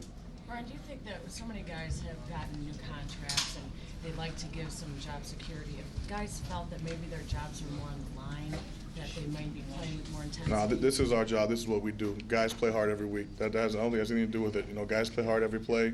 I know personally, it doesn't matter what you make, how long your contract is, you can get cut tomorrow. We all know that. It doesn't matter to us about that stuff. We're trying to play hard and trying to win games. You know, I don't know about job security or how people perceive our contracts, but we play hard every game because we can get cut tomorrow. Do you worry about your coach's job security? When we play like we do today, we do. You know, they can't go out there and play for us. They get us ready to play. We're always prepared. That's why I don't understand why we can't play better. We're prepared to play. We just don't. You know, we go out there and we make screw-ups. We have busted assignments, and we just got to quit doing the same mistakes over and over. Our coaches get us ready to play. That's all they can do for us. You know, they make the calls on game day, and we got to execute them. Brian, you believe this team is way better than what it's shown the first 3 games? Man, I like to believe so. I still think we're a good team. I believe in my teammates. I know they're going to come to work with me every day and play hard. We just, like I said, we're not executing. You know, it's on us to do it, man. We just got to turn it around and try and get better every week. It's frustrating right now. You know, we have a chance to, they're in the third or fourth quarter. We're down by 8 after we played so bad in the first half. We have a chance to win the game or get back in the game. We don't make a play, man. That's what it comes down to. Yeah, huge game, man. We just embarrassed ourselves one more time. You know, we got a chance to prove ourselves that we're good, to prove the team people we're a good team, and we don't care what people think. We have to prove to ourselves we're a good team. You know, fans, media, we don't care. We're trying to. We believe in ourselves, and we had a chance to prove it tonight. We didn't do it. You know, we went out there and laid a big one. We just did not play well. Brian, do you think a lot of the players are embarrassed, like you just were saying? I hope so, because I am. You know, I think after you perform like that, and after we had a week off, you know, we had a big game coming up, and we just go out there and just don't perform. The first half was just terrible for us. You know, we didn't really make any plays. Greeny made a nice play. We got a field goal out of it, but we just got to make more plays, man. How important is emotion preparing for defense, and were you emotional going into it? Yeah, I think anytime, I mean, I don't know how many times you have to do it, but anytime you open a new stadium, it's Green Bay, you know, our biggest rivalry, we get excited. You know, emotion, you know, obviously an emotional game, you get excited, you have ups and downs, just got to try and stay in the middle. But, you know, we were excited. We were ready to play, and we just went out there. And we think we got off to a fast start, as excited as we were, but we didn't. All right, here's a look at the final. This is the real team you see right here. We're not the team that lost to the team last week in Arizona. But we want to come out here and be aggressive, and we're excited that we were able to do that tonight. Darren Sharper, thanks for your time. Thank you. All right, back to you. Take a look at this, and the Packers simply own the Bears on the road. Packers have beaten the Bears 10 straight times on the road, the longest active road win streak in the NFL.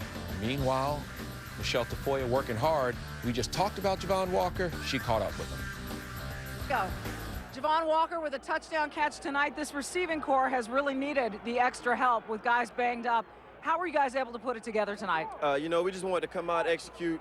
We know how deadly we are as a group, and you know, with the add-on with Freeman and myself and Driver and Ferguson getting healthy, I mean, there's no limit for us. I mean, we come out each and every week and do what we can do. I think nobody can stop us. Now 2-2 after the 1-2 start, and Brett Favre is very confident in this team. He said, we've got some young guys, but they're picking things up. How do you see it coming together? Right, we are coming together. I mean, it just started off real slow for us, and you know, we got to take this win and take it to the next level and do what we can.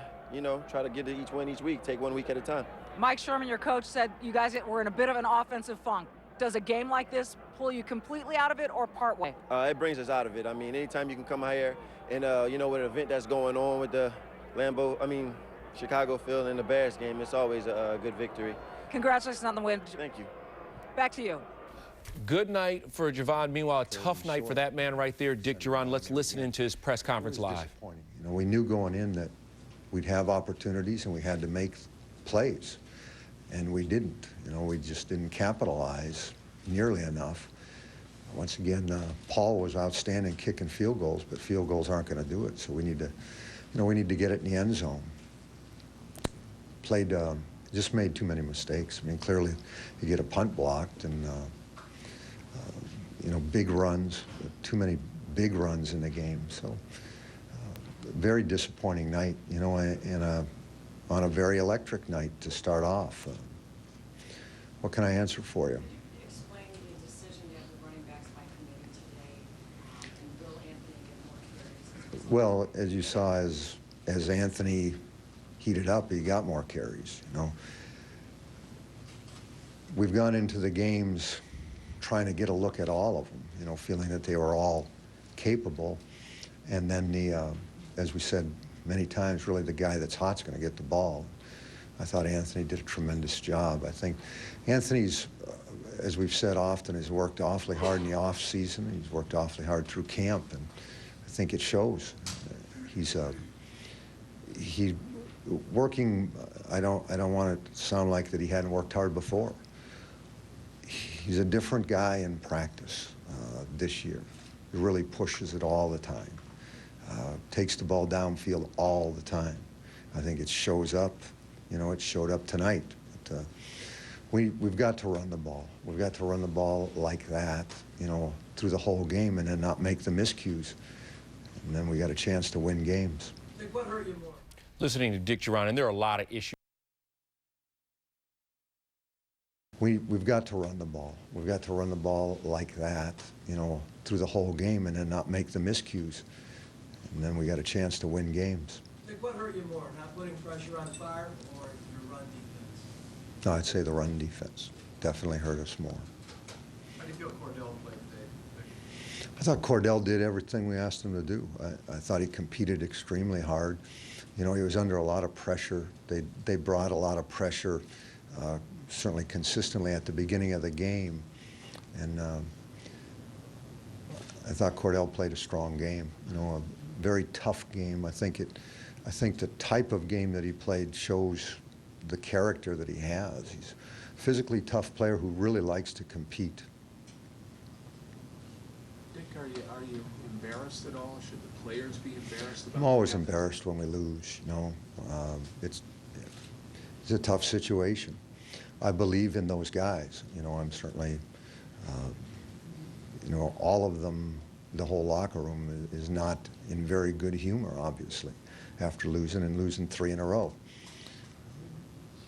But they're a tough group. You know, they'll come back and work, and we'll get the thing on track. You know, I just got to believe that.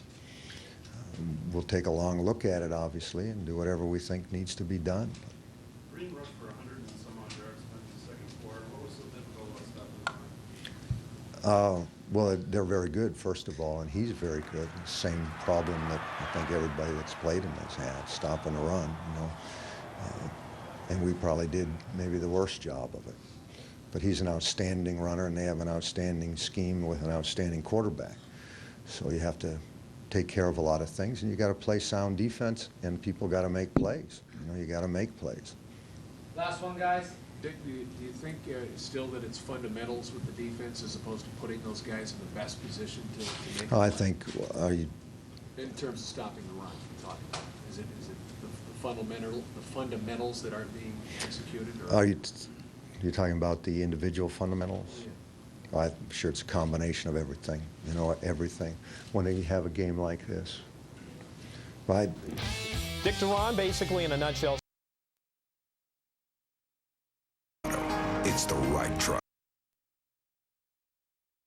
The A-Train, who finally looked like the A-Train again. But the bottom line is this team needs to win, and they need to win badly. We mentioned going in that the Bears are one of only 4 winless teams still in the NFL. Well, they're the only winless team in the NFC. And one of the reasons why you can see in this full screen, last in yards per game, last in yards per play, almost last in passing yards per game. They have the worst defense in the NFL overall, and it's stopping the run. And the Packers took full advantage. Javon Walker caught a touchdown pass. He's with Michelle Tafoya. Javon Walker with a touchdown catch tonight. This receiving core has really needed the extra help with guys banged up. How were you guys able to put it together tonight? You know, we just wanted to come out, execute. We know how deadly we are as a group, and you know, with the add-on with Freeman and myself and Driver and Ferguson getting healthy, I mean, there's no limit for us. I mean, we come out each and every week and do what we can do. I think nobody can stop us. Now 2-2 after the 1-2 start, and Brett Favre is very confident in this team. He said, we've got some young guys, but they're picking things up. How do you see it coming together? Right, we are coming together. I mean, it just started off real slow for us, and you know, we got to take this win and take it to the next level and do what we can. You know, try to get to each win each week, take 1 week at a time. Mike Sherman, your coach, said you guys were in a bit of an offensive funk. Does a game like this pull you completely out of it or part way? It brings us out of it. I mean, anytime you can come out here and, you know, with an event that's going on with the Chicago field in the Bears game, it's always a good victory. Congratulations on the win. Thank you. Back to you.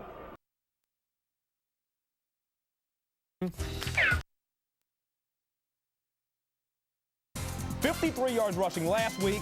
What a difference. Kenzie strained his side. Baoju had a laceration of his arm. Antoine Edwards had an ankle sprain. William Henderson a groin. David Martin had an ankle early in the game and came back. Rod Walker hurt his side, and he went back into the game, I believe, at one time. Nothing there that's a significant injury that would keep anybody out of practice at this point, as far as I know, but we'll find more about them tomorrow between 11 and 1. There was a time in the game where we were out of defensive backs for the most part. Marcus Wilkins actually had to play a corner for us. Questions? You had Sweeney inactive today after coming out of playing in the dime package a lot. Yes, I did. Make a switch with Marcus, just a decision on that? Yes, I did. It came down, actually it affected also our special teams and trying to get speed up on our special teams with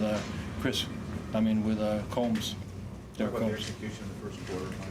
I was real proud of the guys because we came in, this is a very difficult environment. It's a great setting, the new stadium, you have all the great history of the Chicago Bears walking out on the field, and so it's very intimidating to a young football team. But I was very pleased with the way we prepared this week in practice. I was very pleased with the attitude in the locker room. The guys were bound and determined, and they took the field and really came out of the block strong, I thought, and did a nice job. Mike, can you talk about the way Amon's runs just going early and basically Amon's performance tonight?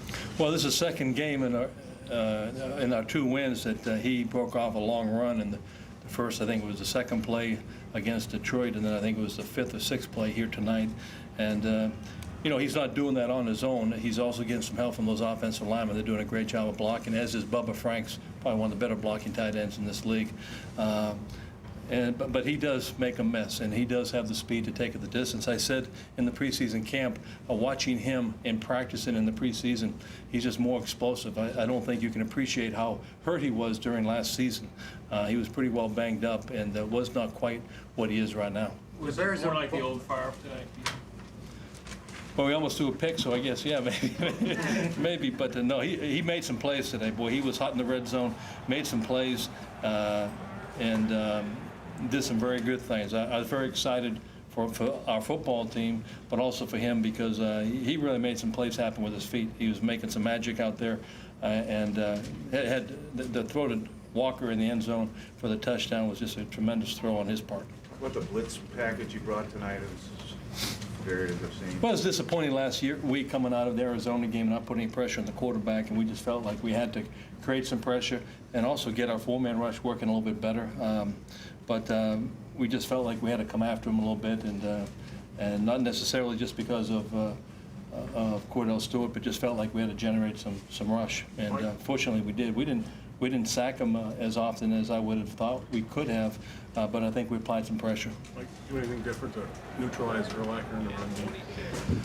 Yeah, you can't neutralize Urlacher. I mean, he's a great player. He's going to make his plays. You just, you got to understand he's going to make plays. And but I don't think we neutralize Brian Urlacher. I mean, he's a great player. I've never seen him not play great. Why were you able to run so well? Are the Bears particularly balling over the run, do you think? I think we hit them at the right times. We had some runs dialed up that were blocked extremely well. We caught them in cover 2 one time on I think on one run. We had a nice crack block by Javon Walker. I think it was on Mike Brown. Dug him out. But we just had some very well blocked plays. What the punt by Marcus on the block? That was Marcus Wilkins. We haven't blocked a punt around here in how many years? 7 years? 97, Lee. And that was exciting to be able to do that. I think we're doing some things on special teams that are aggressive, and I think the players are responding to the schemes that we're running and how we're running them. Fake field goal, kind of as good as a punt almost, wasn't it? Well, it was a little bit far to kick, and not to say I think Ryan could have made that, but the opportunity to turn the ball, get it blocked, or also to not make it and give them good field possession. So we felt like we'd take a shot at that. It was there. Doug told me during the previous series that we thought we might be able to get it, and so we checked to that because of an alignment issue, and we were able to get that, but they stopped it and we didn't get the first down. But I think it warranted good field position for us. How much would you have felt comfortable using Lucha? I think you did use him one play. Just used him, I think, maybe one or two plays at the most. Wasn't real comfortable. William was doing a good job. We weren't in a lot of base. We played a lot of 2 tight ends, played some 3 tight ends, played some 1 tight end with 3 receivers. So we mixed up our personnel group, so there wasn't a real need to use him a whole lot in this football game. But I felt comfortable going into the game. We casted up the thumb, and he would have been able to go. Like, was it key trying to stretch the field a little bit with the formation so you can get the runs outside? Yeah, that was part of the thinking, to be able to give them different personnel groups and different formations. Mm-hmm. Like 14-0 in the first quarter against Detroit, 17-0 today. Is this team, the way they're young, confidence-wise, you have to get off to a fast start because it seems to the team fed off at the rest of the game? Well, young or old, I think a fast start is beneficial for any football team, and when you can jump up on somebody by 2 touchdowns, it kind of changes how you can play the game and how you call the game, particularly on defense. And so it can allow you to be a little bit more aggressive than maybe you would be in a closer ball game. But I'll take whenever you can jump ahead 14 points, it does help change up how you want to do things. Very limited use of Robert Ferguson tonight. You're trying to get him back to full health. Well, Robert didn't practice this week, and worked him out this afternoon, and he said he felt great. And Robert's the type of guy, he just brings so much energy to our team. And I told him, I said, you're not going to play a whole lot. I'm going to put you in on special teams a little bit, but since you didn't practice, you're not going to play very much. And he was fine with that, and he actually made a great tackle on a kickoff cover. Did a very nice job. But he's just a tough, hard-nosed kid. You can't keep him out. I mean, he was going to cry if I didn't dress him up today. So fortunately, I didn't have to see that. All right, as soon as Brett Favre takes the mic, we'll take you back out live to Chicago. And here's the domination, especially on the road. Packers won 10 straight road games against the Bears. Now, Keith, what the reporters did not ask Mike Sherman. Can someone in Chicago get a clue? Mike Sherman, this was a game you were supposed to win. Mm-hmm. But now, what about your upcoming schedule? And the next 2 weeks, you face teams with a combined 7-0 record. Please. Right, Seattle, Kansas City, both at home. Then they're at St. Louis. At St. Louis, bye week. Then at undefeated Minnesota. Then you got Philly. Then you're at Tampa Bay. They might be 2-7. Right, and that's why everyone said this is a must-win game. They came into this season thinking that Green Bay would almost win that NFC North by default because everybody was supposed to be bad. But, hey, all of a sudden the Vikings are sitting pretty at 4-0. Packers came into this game 1-2, needed to win just to get back to 500, which they did. But as you mentioned, this schedule does not get any easier, and they're not going to face the league's worst defense. No. And we all know they own Chicago. They own Chicago every year. They own Chicago Monday night. We just saw. But now you face a Seattle team that's revamped and has some energy and is enthusiastic, excited. And then you face Kansas City. Nobody wants to face Kansas City right now. So that's what's staring the Packers in the face. I think that Seattle game would be interesting because, of course, who coaches the Seahawks? Mike Holmgren, who taught Brett Favre how to be Brett Favre. Mike Holmgren when he was coach of the Packers. And then who was an understudy under Brett Favre, but Hasselbeck. Exactly. So now you have the whole tie-in. And I think Seattle is one of the most improved teams in the league, and Green Bay will be in for a shock. Yeah, no doubt about it. And again, as soon as Brett Favre takes to the mic in Chicago, we'll take you out there live. In the meantime, we'll roll a quick commercial break and take you there here on ESPN News. He's talking about how we've had so much success against these guys and to make it easy on them tonight and with the new stadium and all that stuff. Of course, no one made it easy on us a couple of weeks ago, but we were just kind of shooting the bull. I have a lot of respect for him. Mine made it easy on you a little bit tonight, didn't he? Yeah, he ran the football well. Offensive line blocked extremely well. It was I had a feeling before we went out that, you don't know how much success, but I knew we'd run the ball well. And our guys, Amon was all fired up in our offensive line. You could just tell that they were ready to go. And it didn't take us long to get it going. Talk about how important it was to get off that quick start, and you just really deflated this crowd. It looked like you guys were playing like you were the ones opening. It made the difference. That made the difference in the game is to strike early, be the first ones to have some success. And no different than when we played Detroit at home. We got off to a quick start. It's hard to recover when you're the other team, whether it's home or away. And not saying that that's what we have to do every week to be successful, but it sure makes it easier. For about the 20th time, what is it about you and this team? I have no idea. I have no idea. I'll leave that to you guys. You're the experts. But I'm not complaining. Do you feel you got on track a little bit tonight? I feel like I played well. I don't feel like tonight was any different than last week, believe it or not.